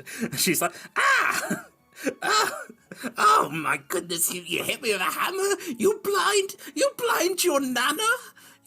And this like bottom lip, you would hit an old lady in her home when she's enjoying her gingerbread? I just passed my concentration check. I rolled a 10. Ooh. To keep the advantage on saving throws up. Beautiful. I like to think that because you were doing that, you were not like, look, this is just a family of gaslighters who instantly, like, as you hit them, are like, oh, but I'm just a sweet old lady with horrible sharp teeth and definitely candles made of things. And she's just like, I see through your bullshit, love. oh. I'm going to hammer you. No, wait. I mean, buy an old lady a drink first. That's not what I meant. Oh, I don't. I've only been around Starlight for a few minutes. And it's a hilf. I'm a hilf. I know it. You absolutely are, darling. Oh, you literal blush that you've got this lonely old woman. Like, oh, she canonically has a husband. Just no one has seen him in a while. Anyway, Is he behind the walls, Tom? Is he behind the walls? He wouldn't do the washing up. Amazing. Zorius, do you have is that your action? Do you have a bonus action? Actually, I scored a critical hit. You did. Which Well means done. I can take an attack as a bonus action because of Great Weapon Master. I mean, it would be a shame not to. Yeah, so I'm definitely going to do that. That's an 18 plus 8, I believe. Yes, 18 plus 8. That hits. 26. Yep. That is going to be 15 points of magical bludgeoning damage. 15 points of magic bludgeoning. And 8 points of fire damage. I can't do my best strikes on the second attack. Cool. And then that's me done. Ow! I didn't realise you could do that. That's... Nor did I. Well, you learn something new every day. Does a 28 hit? Yes. Can you make a strength saving throw? I can. I do that with advantage. What is that? That is an unreadable dice. That is 17. You take 18 points of bludgeoning damage as she kicks you and you're knocked prone. Did I pass that or fail that? You failed that. I might use my heroic inspiration to re-roll it. Go ahead. I'll do that. Yeah. That, what is that? Why am I rolling that dice? I can't bloody read it. 19. Meets it, beats it. You take the damage, but you're not knocked prone. I take no damage. Because of my spell. As she kicks you, and just sort of like, it's just that sort of thing that kind of like this boot gets you in the stomach, and you sort of look down and you sort of look up again, and she's like, "Oh, vexation." She said she's 12 foot tall, so her foot must be the size of me. Yeah. So she's just. Your feet stink. Of course they do. I'm a troll, my boy. I do have baths, though. Oh, she does need to make a wisdom save. If that was an attack against me, she needs to make a wisdom saving throw. Looks at Starlight. I do bathe. I do. Dirty 20. That is a pass. I just need to double check if take half damage. or not. It doesn't say half damage, so no, you wouldn't take any damage from it, but the orbs are still there. Vexing. If that's the end, at the beginning of the round, a portal opens over the cat blanket, and you can all hear like the sound of like it's the sound of like a busy room, but also a lot of meowing. As folks, watch last week's episode to know what's happening here. As you look through, as you just see a cat in like a large cat in like a tuxedo cat going, oh, not too busy for mine. And they're like, Busterford Jones, get back here. He's like, no, I'm off. As through walks on four legs a very large, white, fluffy cat with just a red muzzle of blood and like a candle just placed on its head, and weirdly also a crown of just like a party hat is just and looks around and just sort of goes meow. And as the portal closes, you just see 4 kobolds running around really badly dressed up as cats, just running around in circles.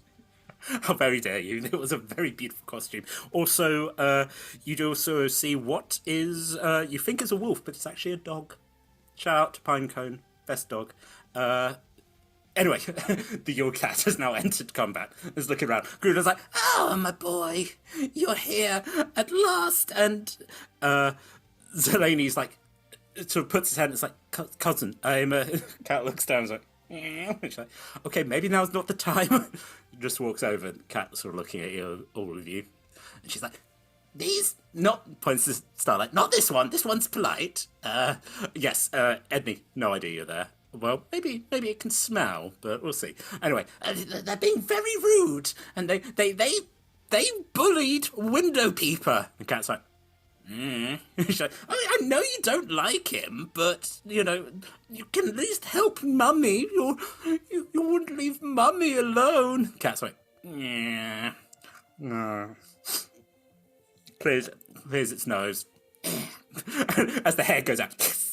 The Yule Cat is here, and the Yule Cat wants to play. At the top of the round, Starlight. Cool. I would like to continue to gaslight the gaslighter. Boom. It is the best thing to do at this time of year. Yeah. I was going, oh gosh, I mean, I just met that guy. I mean, he's attractive, but he's also kind of mean, isn't he? He is. He's very rude. I know. I mean, muscles can only get you so far. Yeah. I mean, it's brains. It's cunning. You seem... What are you... Tucks are like horrible hair behind here. So what are you doing after this? Well, I don't know, but let's get you away from me. This awful guy. I mean, I know you can hold your own, but you deserve some peace in your own home. And let's go. And I'm going to try and imagine as if the only way securely away from Zarias is by the fire. Okay. Let's go. Let's just back up a bit and just let. Yeah, you've got your cat here. Let your peons do the work for you while you take a breath. Make a persuasion with advantage.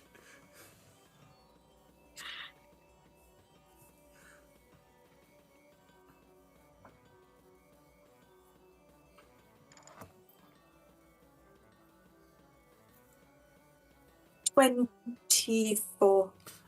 Okay, I mean, yes, the kitty can deal with this, but can I get you anything to drink? How about a mulled wine or something? I know you've got something over there. Let's go have a drink. In my mind, you are hearing Sala go, do not let her keep me. Do not let her keep me. Please kill her before she keeps me. Help. Grula kind of like gets a little bit of a shimmy and it's like walks over. I think it's safe to say walks past Scrim, walk past Zarius. Edney, you're a little bit like, I don't know if you've got like a attack of opportunity. I think you can't do ranged attack of opportunity, or there's like a magic thing. But yes, Scrim. I had it in my mind that Scrim was in the basket she was holding. Oh, you've been caking with her now. Yeah, that was my thought process. That's perfect. Scrim, I would say, wouldn't get an attack of opportunity as you are being unwillingly moved, which, again, the rules. Zorius, you definitely could take an attack of opportunity now if you wanted to. I've used my reaction to try and stop the attack. Yeah, not the big... Yeah, so she walks and sort of, like, gets and reaches out, like, you see, like, a icy hand, like, moving one of the chairs. I'll tell you what, Edney, can you roll a d12, please?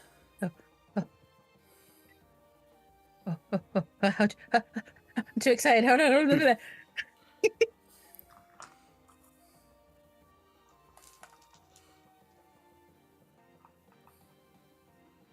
That's an 11.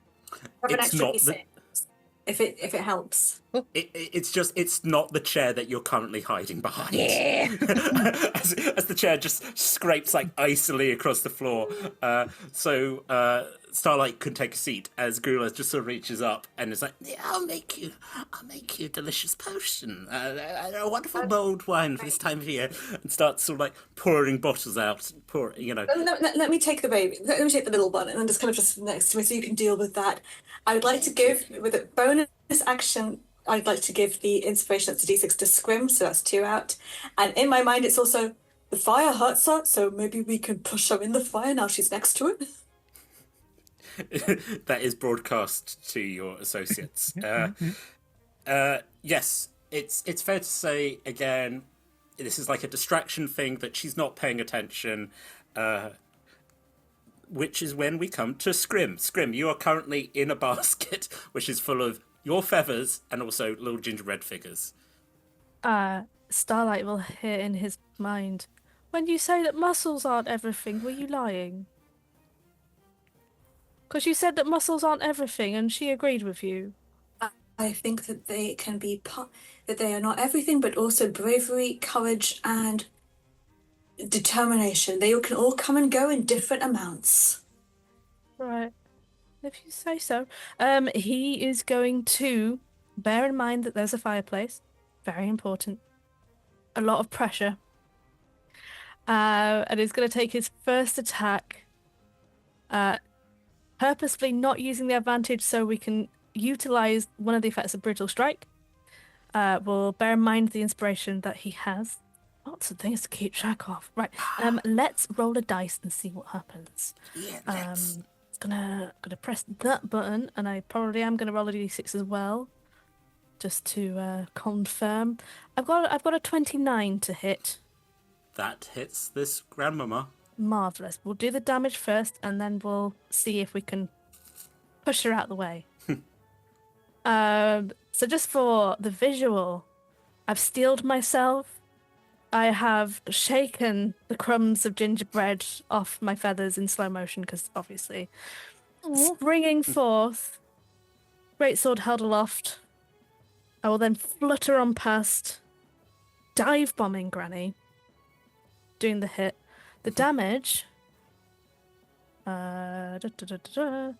is a number 23. 23 damage. With a little extra for the frenzy. Mm. With 6 for the frenzy. Ooh. We've not used advantage, so the brutal strike comes in with a bit more damage to Granny. 4 more points of weapon damage to Granny. But then we can do something entertaining. Where are you? Where are you? We are going to do the forceful blow. Yeah, target is pushed 15 foot straight away from you. You can then move half your speed. I don't think Granny gets a saving throw against this. I think she just gets pushed. You, like in fairy stories of old, you push a witch into a fire, and she just betrayal, distraction. Looks to Starlight. You. I am as shocked as you are. Honest. Make a deception with disadvantage. That's the straight roll for me then, baby. Yeah.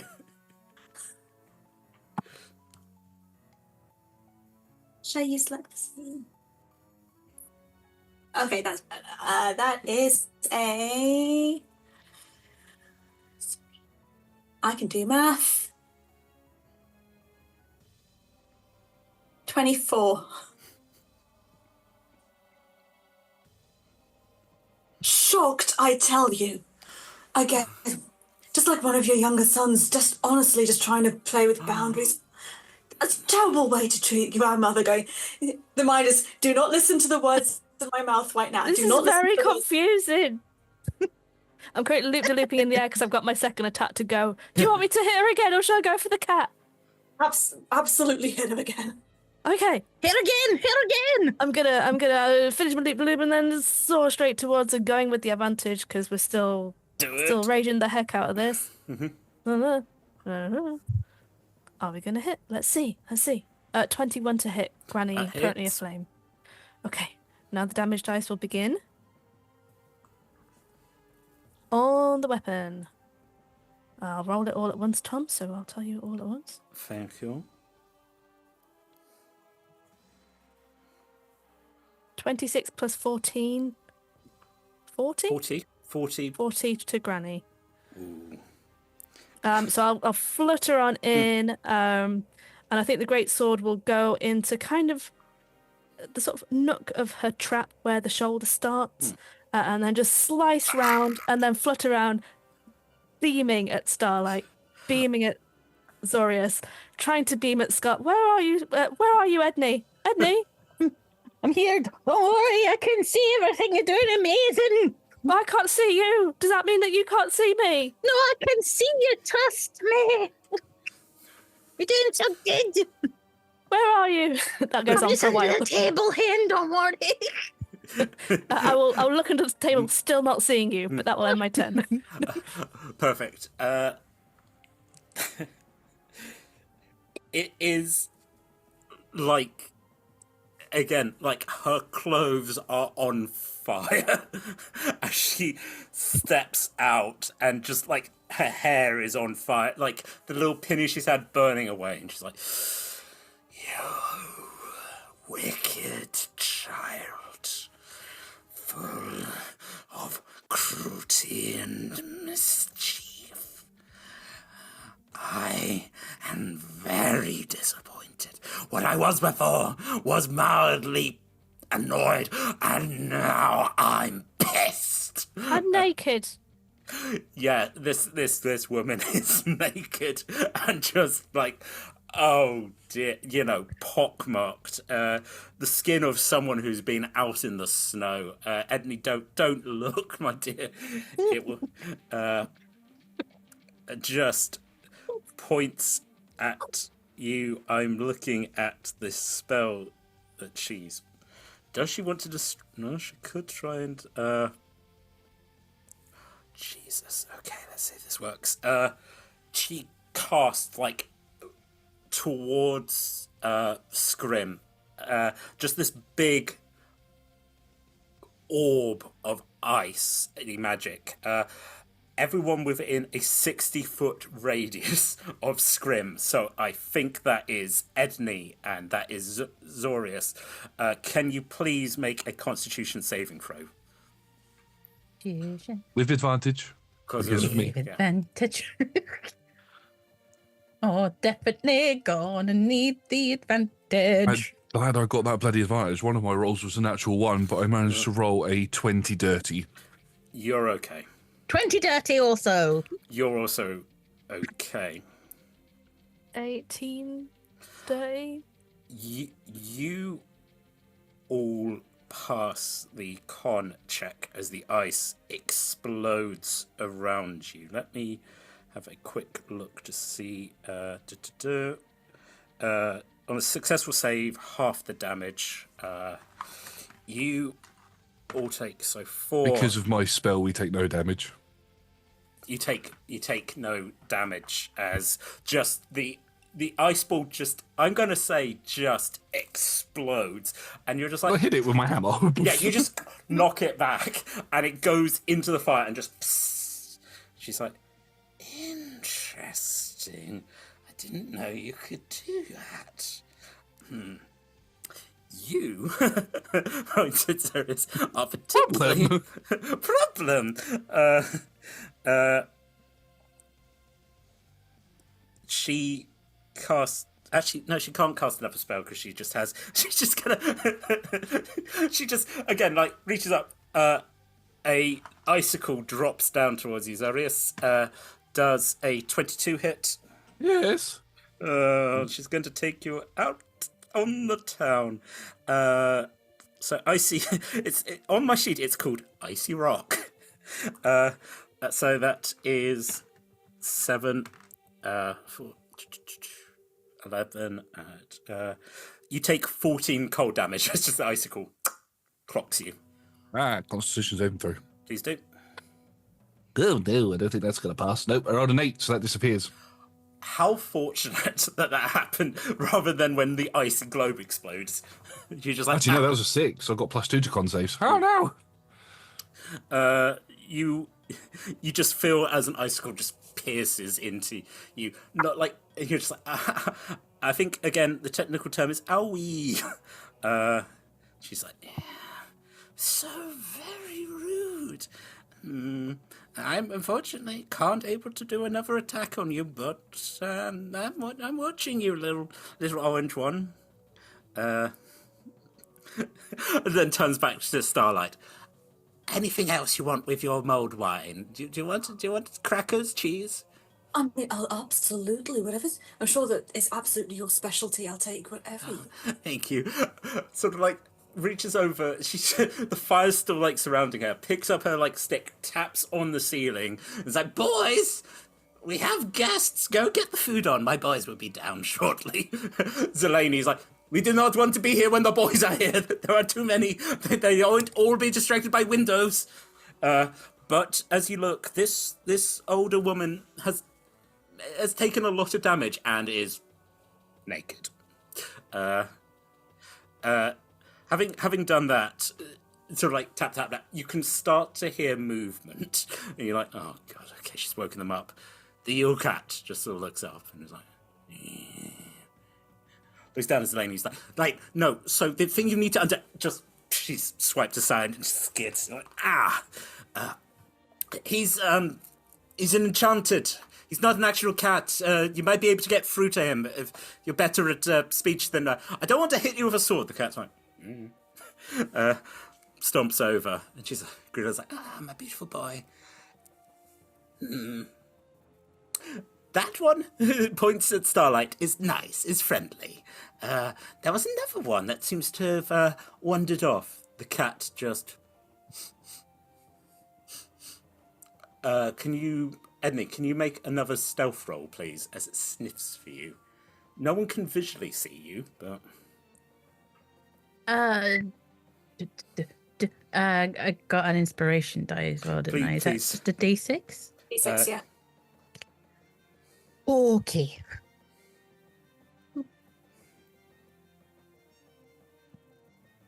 $18.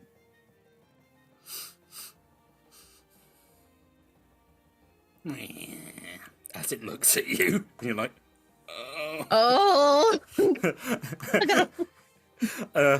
the cat tail sort of sits down on its haunches, looks up at Scrim, who's sort of circling, looks down at Zorius, who's just blood and ice pouring down, looks at Edney. I'm going to Scrim 1, Edney 2, Zorius 3, that's a 5, Edney. As the cat leaps under the table. No. Gru's like, what are you doing? Don't attack the chair. Bad, kitty. Bad. Does a 14 hit. No. The cat's teeth. No. Sure. Again, it's... I know a good number of people here have had cats. When you're watching the cat being like, I've got something, just knocking over the table, knocking over the chair. Edney, the cat is scrambling to get to you, is going to try and get you with his big old claw. Does a 18 hit. Aye, it does. You take 13 points of slashing damage as the claw comes down. Oh! And I believe you say, "Oh, heavens!" Ow! As it swings round to look towards Scrim and Zorius on the other side. Unfortunately, Edney, you are now near the backside, which has a tail. As the tail comes round for it does an 11 hit. No! The tail just whips past your head, and the cat's just now staring. "Yes, my dear, feel free to eat whatever you like. How was your time at the casino? Was it pleasant?" "Yeah, oh, delightful. So that is the Yule cat who is currently underneath a table. In fact, Edney, it is your turn. There is a naked, fiery woman over there. There is a giant cat. I am actually going to cast Mage Hand. I don't have to use words or Fair enough. wafty hands. Since we're in an old lady's hut, are there any gloves or mittens about? Absolutely. Why would you go out without your mittens? Exactly. I'd like to... Can I be cheeky and say that my mage hand's in the mitten or the glove? I think you cast it, and the mage hand sort of fits in, and there is no... Yeah, you've now got a glove. I want to pet the cat. Oh. I'm going to pet that cat and be like, "Oh, it's a beautiful kitty. Oh, it's a beautiful kitty. Look at your fur, you beautiful bugger. Oh." Make an animal handling check. Oh, no. Should we have an adoption skill check? Because there's so many people that try to adopt things. I think it's necessary. I think it's like an RPG where you're just like, oh, the monster now fights for you. Yeah. What did you get? That was a free. Maybe I'll give the praise a little bit too much. Oh, you beautiful bugger. Oh.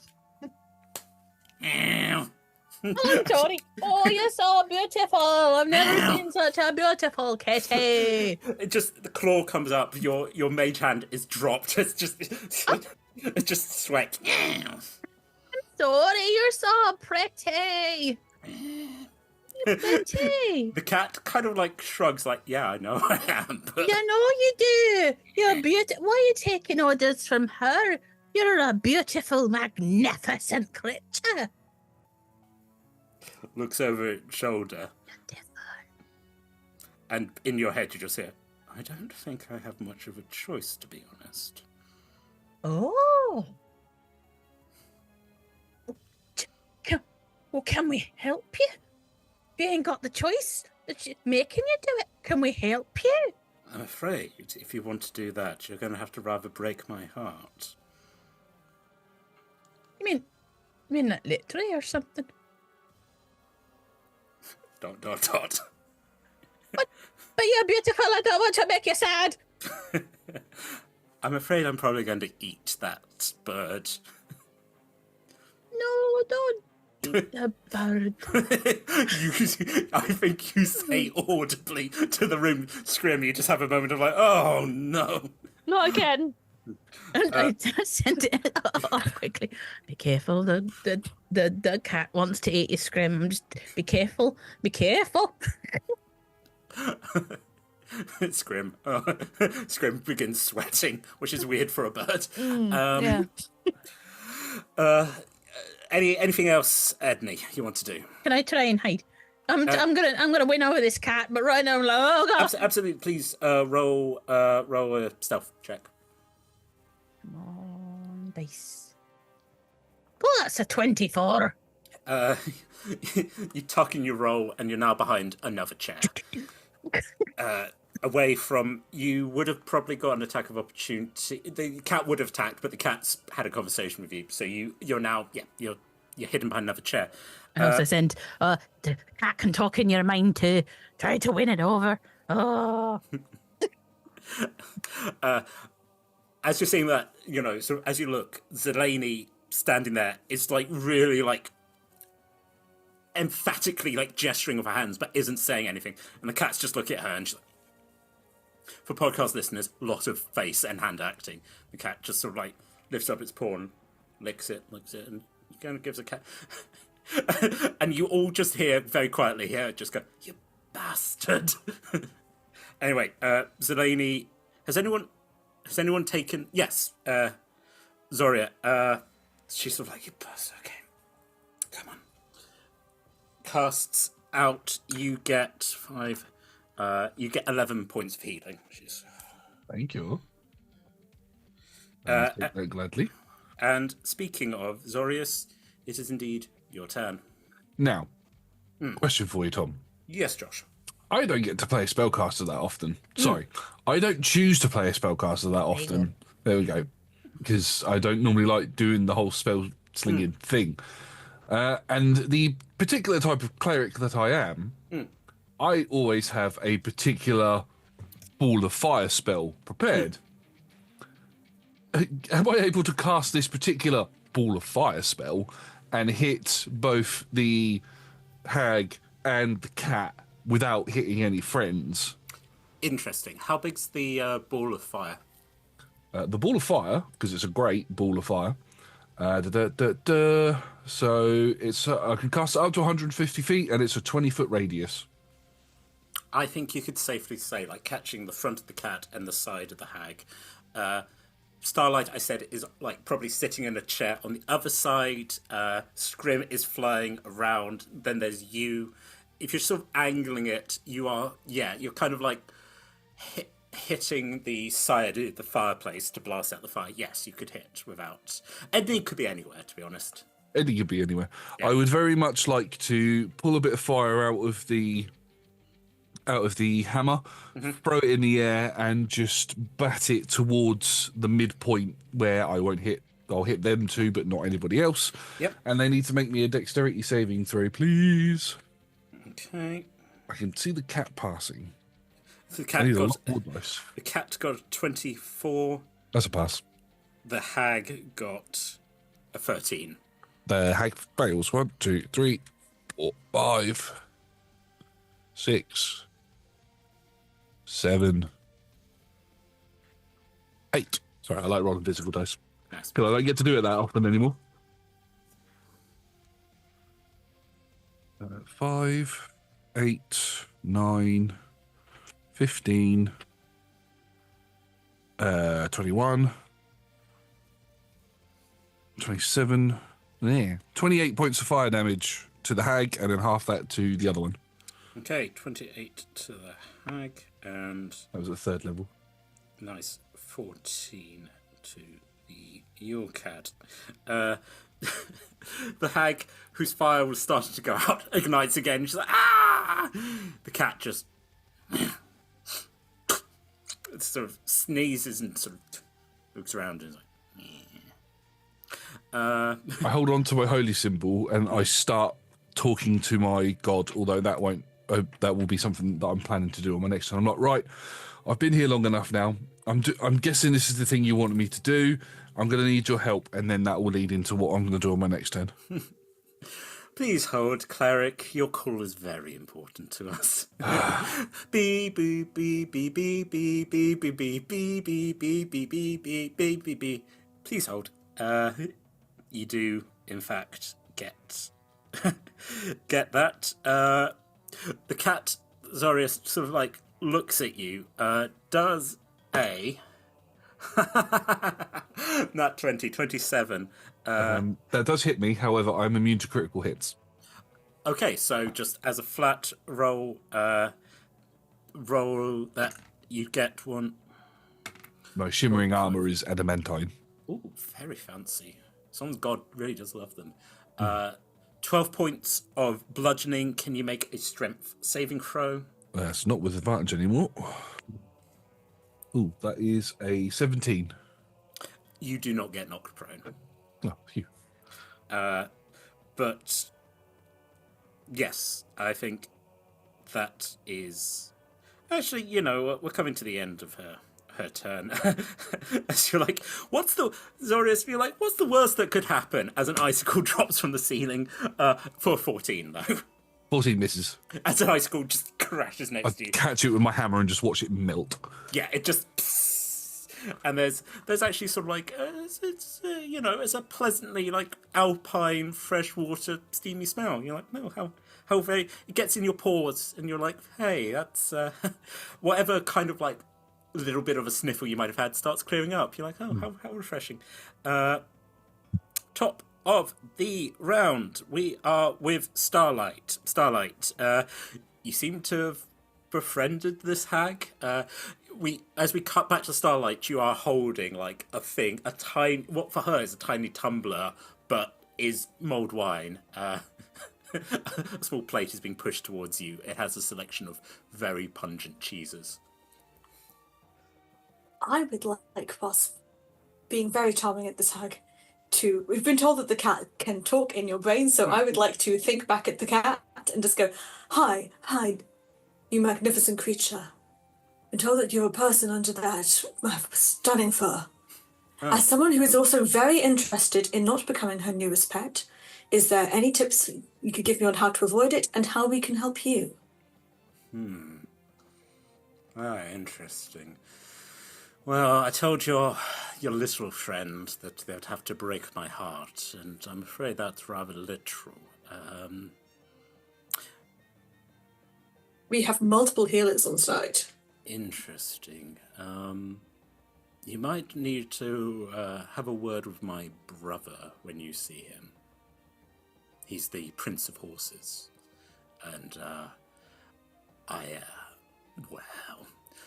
you can make a history check if you like. Do you think you know, like, children's stories? Yeah, I assume so. Not that old. Like, I'm a full-grown adult, but also young for an elf. Yeah. Go ahead. Roll. I still get given... No. Just because I'm not 300 doesn't mean that I'm not a grown-up. Yeah. Please, roll history.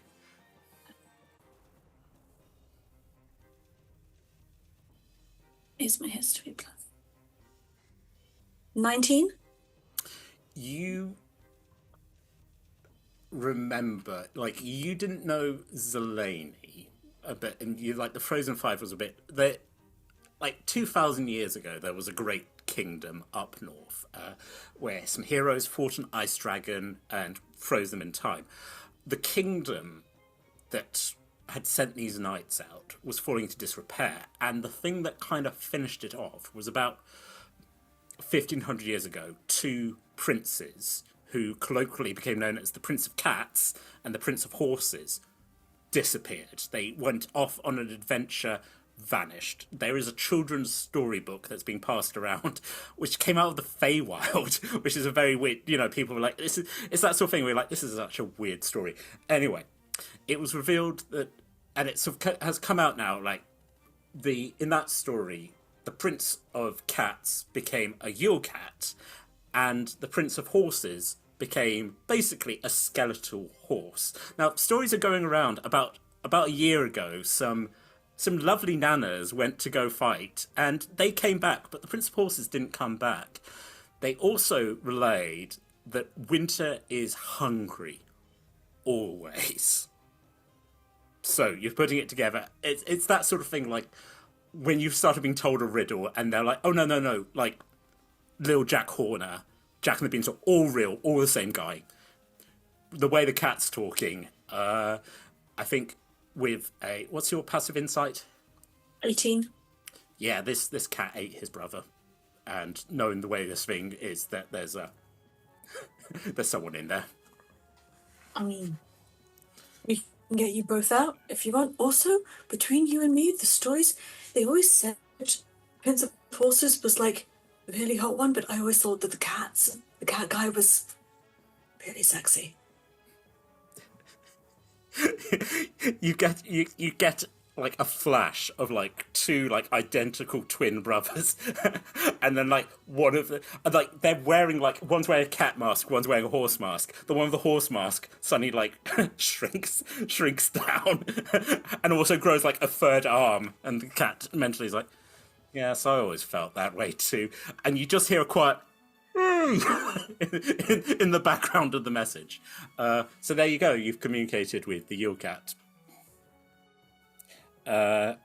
Anything else you want to do? Or are you just going to enjoy your festive snack? Lift myself up onto the table, just to be slightly closer to her. So, anyway, how about then I'd like to stab her in the heart. I've had enough time. I tell you what, I'm going to give you advantage for being for being a heartbreaker. Yeah, folks, I play fast and loose with these rules. It is the festive season. Yeah, we've got the same on both. That is a 26. Roll your damage.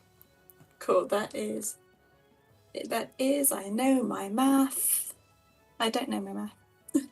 Where is it? Okay, a D8, a D +4 +2 D6 fire. I'm assuming that she's not seeing it coming, so that's a sneak attack. Yeah.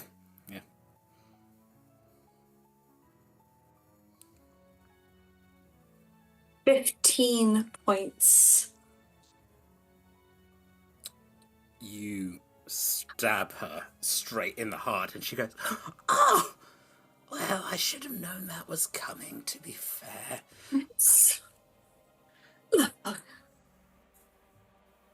I'm a bit of a heartbreaker, what can I say? Cute. As her hand reaches down, can you make an acrobatics check? That's my math.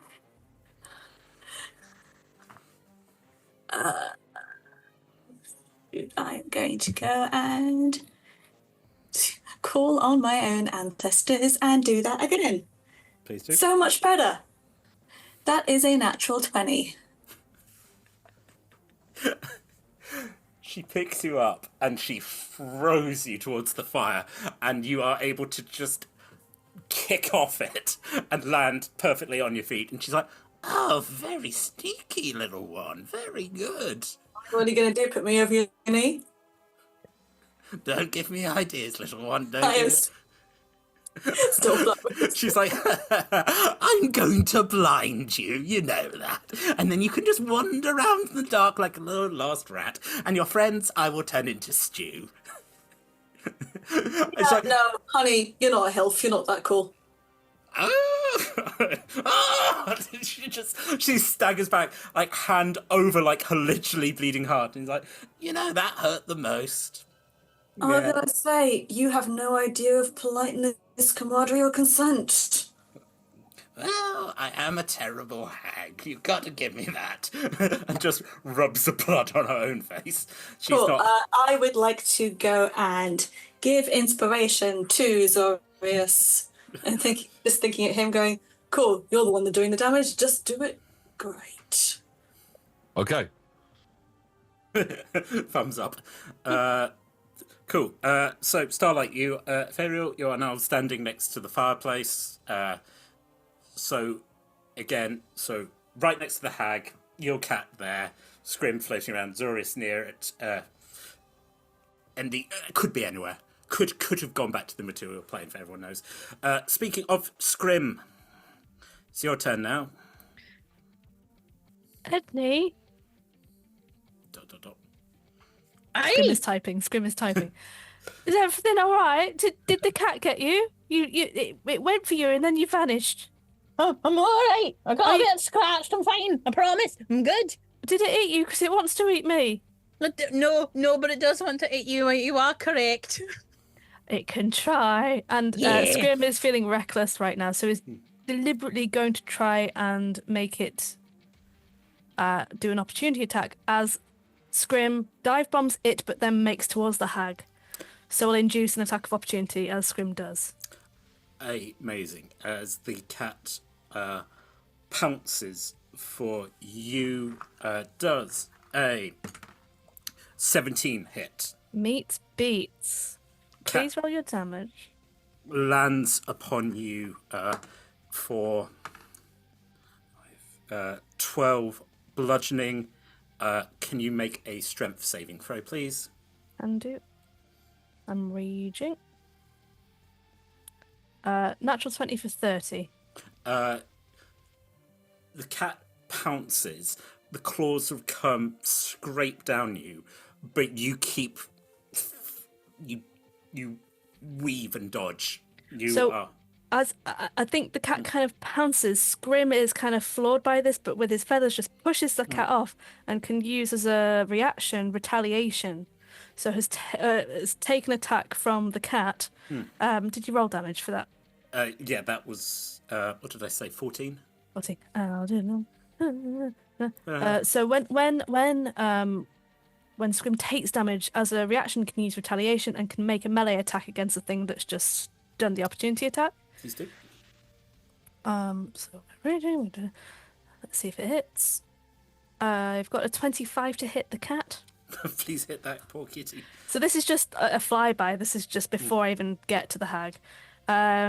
So weapon damage, not frenzying right now. Actually, I am going to frenzy right now. Foaming at the beak. 27 plus 6. Ooh, so that is 27, 33. I make Tom do my maths. Yeah. It's fun. Thanks, Tom. You're welcome. So that's on the kitty. As I pass the kitty. Liz is sad about the kitty, but Scrim isn't. Scrim then beelines towards the hag and is going to make the 2 attacks on the hag. Please do. So first attack. I can't frenzy twice, but first to hit is 24. You hit. Should I roll the next to see if that hits too?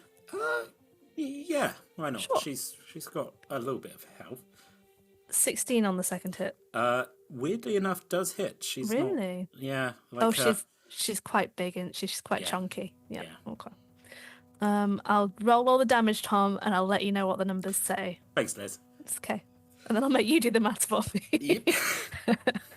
Okay.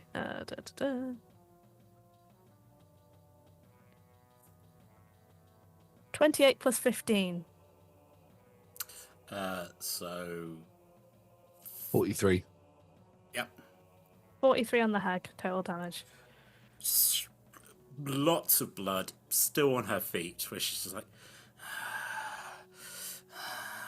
How are you still alive? Like, normally I hit things and they just go down straight away, and you're still standing. How do you do it? I am winter. I am fury. But you're on fire and you're naked. I've lived a long time. As the hand comes towards you, can you make an acrobatics check? Of course I can. So that could have been a natural 20, but it wasn't. It was an 11. The hand round you and just hose you into the fire. Yes. I'm right by the fire. Can I try and use my reaction to catch Scrim? And also the fact that I am much taller than Scrim. Please. Yes. It's Christmas. I am, like, has anyone ever here played Shovel Knight? There's a whole thing where, because you lose your love interest and you keep having dreams of trying to catch her when she's falling from a tower, which then comes in. So I think this is the thing, like, we see Scrim flying and going, ooh! As Starlight, yes, please make a, let's say an athletics check. Cool. I'm also decent. That's a natural 19 on the die. Plus... that'll be a 22. You catch Scrim, slide slightly. You take 6 points of burning damage before you're able to, like, pull back, holding this little owlin in your arms. I feel very safe in your embrace. Just my back saying, that's perfectly fine, darling. Everything is beautiful and nothing hurts. Yes, so that was poor Scrim, but you didn't get thrown in a fire, so that's good. Grula. Oh, poor Grula. Why is no one sad about this horrible ice witch? Looks around and is like, look, I'm really badly hurt. What what exactly is it that you wanted? You wanted to stop you from attacking these people's home, and also if we could return the cat. I mean, that sounds like a lot of effort, and it's my cat. You would come into my house and take my cat. I don't know. And points Azorius. This one's been very rude, throwing fire around. Yeah, I think as you appreciate, I don't like rude people. Looks down at herself. That was a good penny. It's all getting very late, though, isn't it? I tell you what. How about you all just leave, and I just stop trying to kill you all? How's that sound? Is that like a deal? A festive deal? Let the cat go. Oh no, it's my cat. Talking chair. It wants its freedom. Are we still in combat? Technically, yeah. Okay. Why? What were you trying to do? I was just going to just waiting for my turn, that was all. Okay. To do the thing that I wanted to do would be on my turn. Sure. If we were to go and leave you alone, would you write a nice reference letter to my parents to say that I killed you?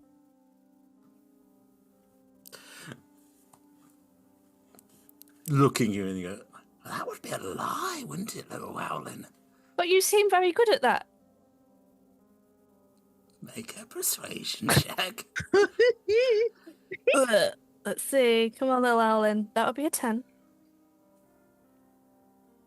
What would you give me if I wrote you such a letter? A great big thank you. You'd be in my debt, wouldn't you? I don't think that's how that works. Yes. I'm in a lot of debt. I don't need any more of that.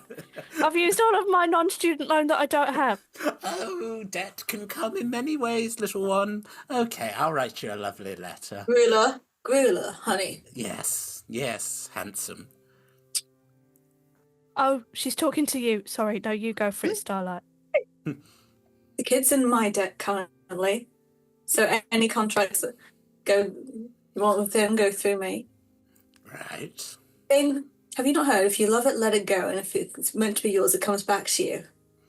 That is true. I have heard that. Yeah. Let the cat fence and me go.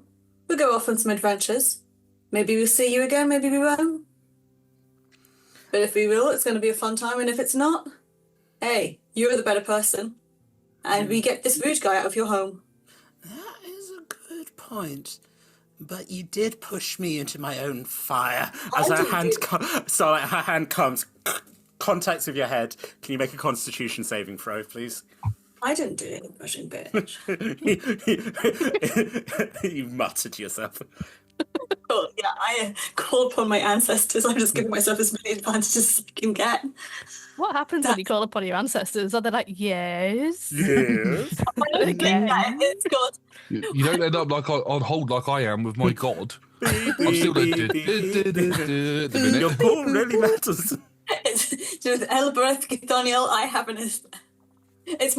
Elbereth Githoniel is my own grandmother who taught me how to combat, and I'm just like, Connie would not be happy. So I am going to do. That is a Constitution, right? 18. It's not great, but it's better than the one I rolled before.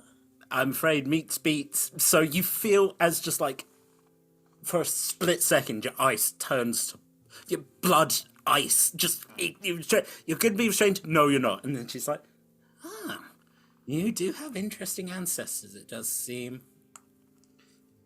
All right. I mean, I would love to continue this conversation, but you do you. Cat, do your thing. Let's see who's talked to the cat. Edney and Starlight. Can you both make a persuasion?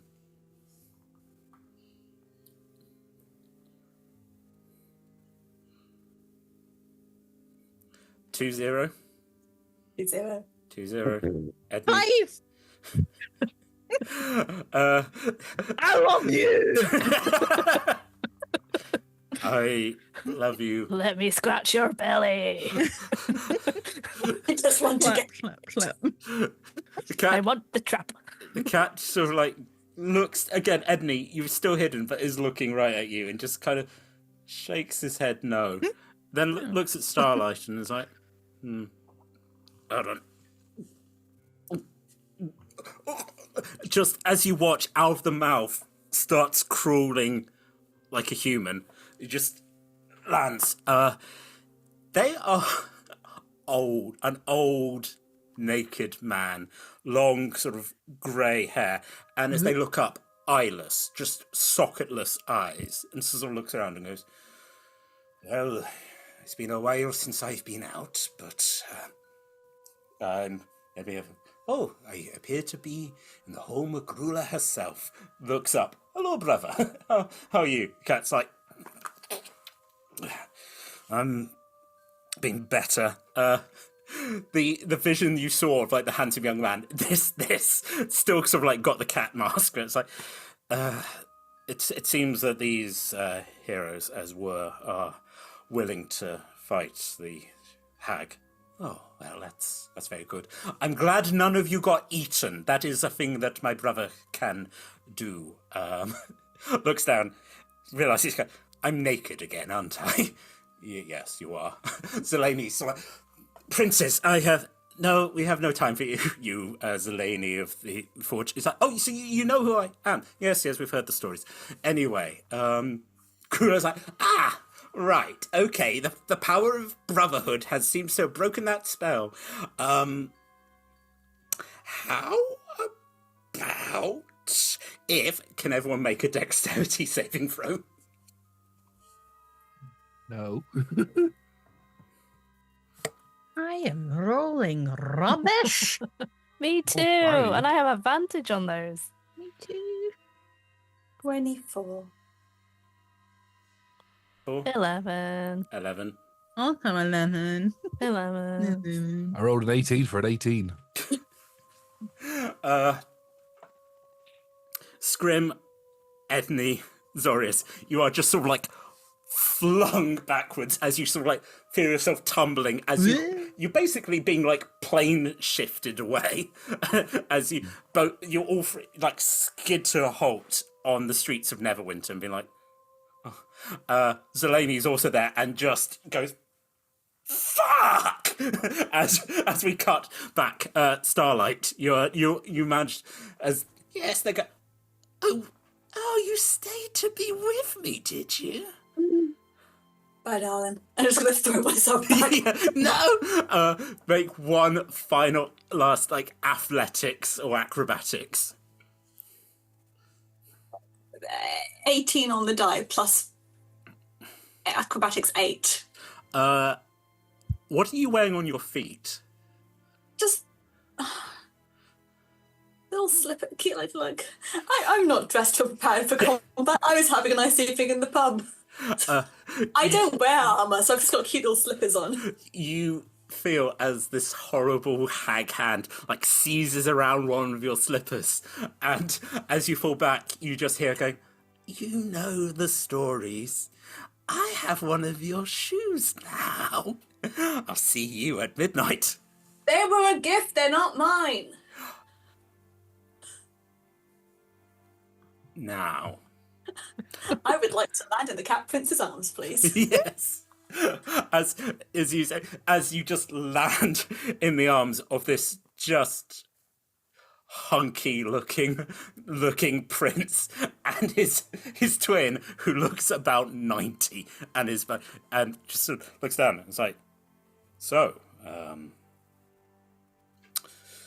what are you I it just looks, sorry, it's been a while since I've actually ever talked to people. You all saved us, didn't you? That was good. I kind of like just, you realise that all like his bravado is like falling away as he's very like, and it's Starlight literally looking into your gorgeous face and just deep red blush is going into this. His brother comes, well, brother, we have finally done it. We have escaped that horrible hag. Now, I do believe that some of you were talking about holiday celebrations. And so, as we come to Scrim, your stern parents are sitting there looking across the table as it pans around as your various siblings and cousins. And then we pan around as the rest of the party, a paladin tiefling, a man, like a man who's now wearing a dressing gown, and like the holiday prince are sitting and going, "Oh, this is a very delicious meal." And your father sort of looks over your spectacles and goes, "So, Scrim, what are your intentions for the new year?" Well, I was thinking that perhaps I could go adventuring more, because I have found some new friends. One of them was naked once, and then he wasn't anymore, I think. And another one is very good at talking to people, which I can learn from. The other's very good at not being in jail, which I can learn from. And the other one's just really cool and floats around on stuff, so I could definitely try and do that. So I would like to go and do that, please.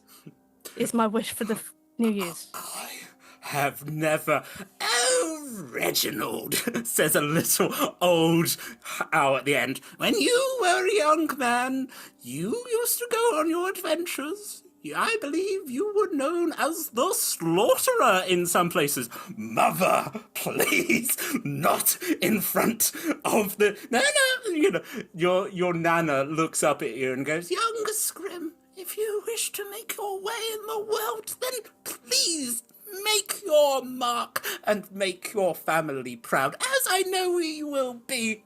Now, who wants pudding?" As weirdly as the pudding is brought out, and you just hear as like basically caroling starts as we watch as the snow just slowly is lifted back into the air as we look back to this desolate snow-filled place. There is scorch marks, there's broken furniture, the cat's blanket is burning as Grula and her terrible sons look around.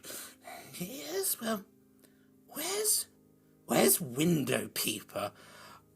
I hear they're calling themselves Jeff now, and they are working as a glazier. It's always good to know that the family are busy. No, boys. Let's just sit down and have a holiday meal.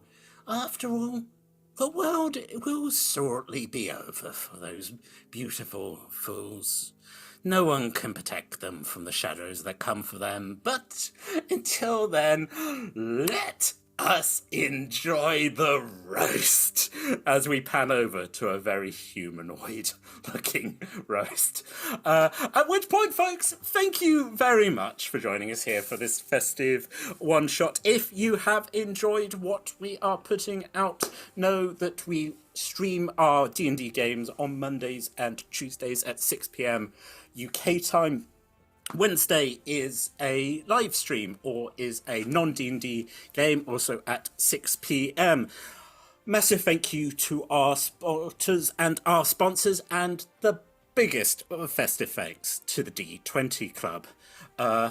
We couldn't do this without you. With the assistance of you, one of your local currency or one goat, which must be sent to me for various festive reasons, including that weird one where they burn the wooden goat. I'm not going to burn these goats, but I will burn some wooden goats in your honour. You keep the lights on.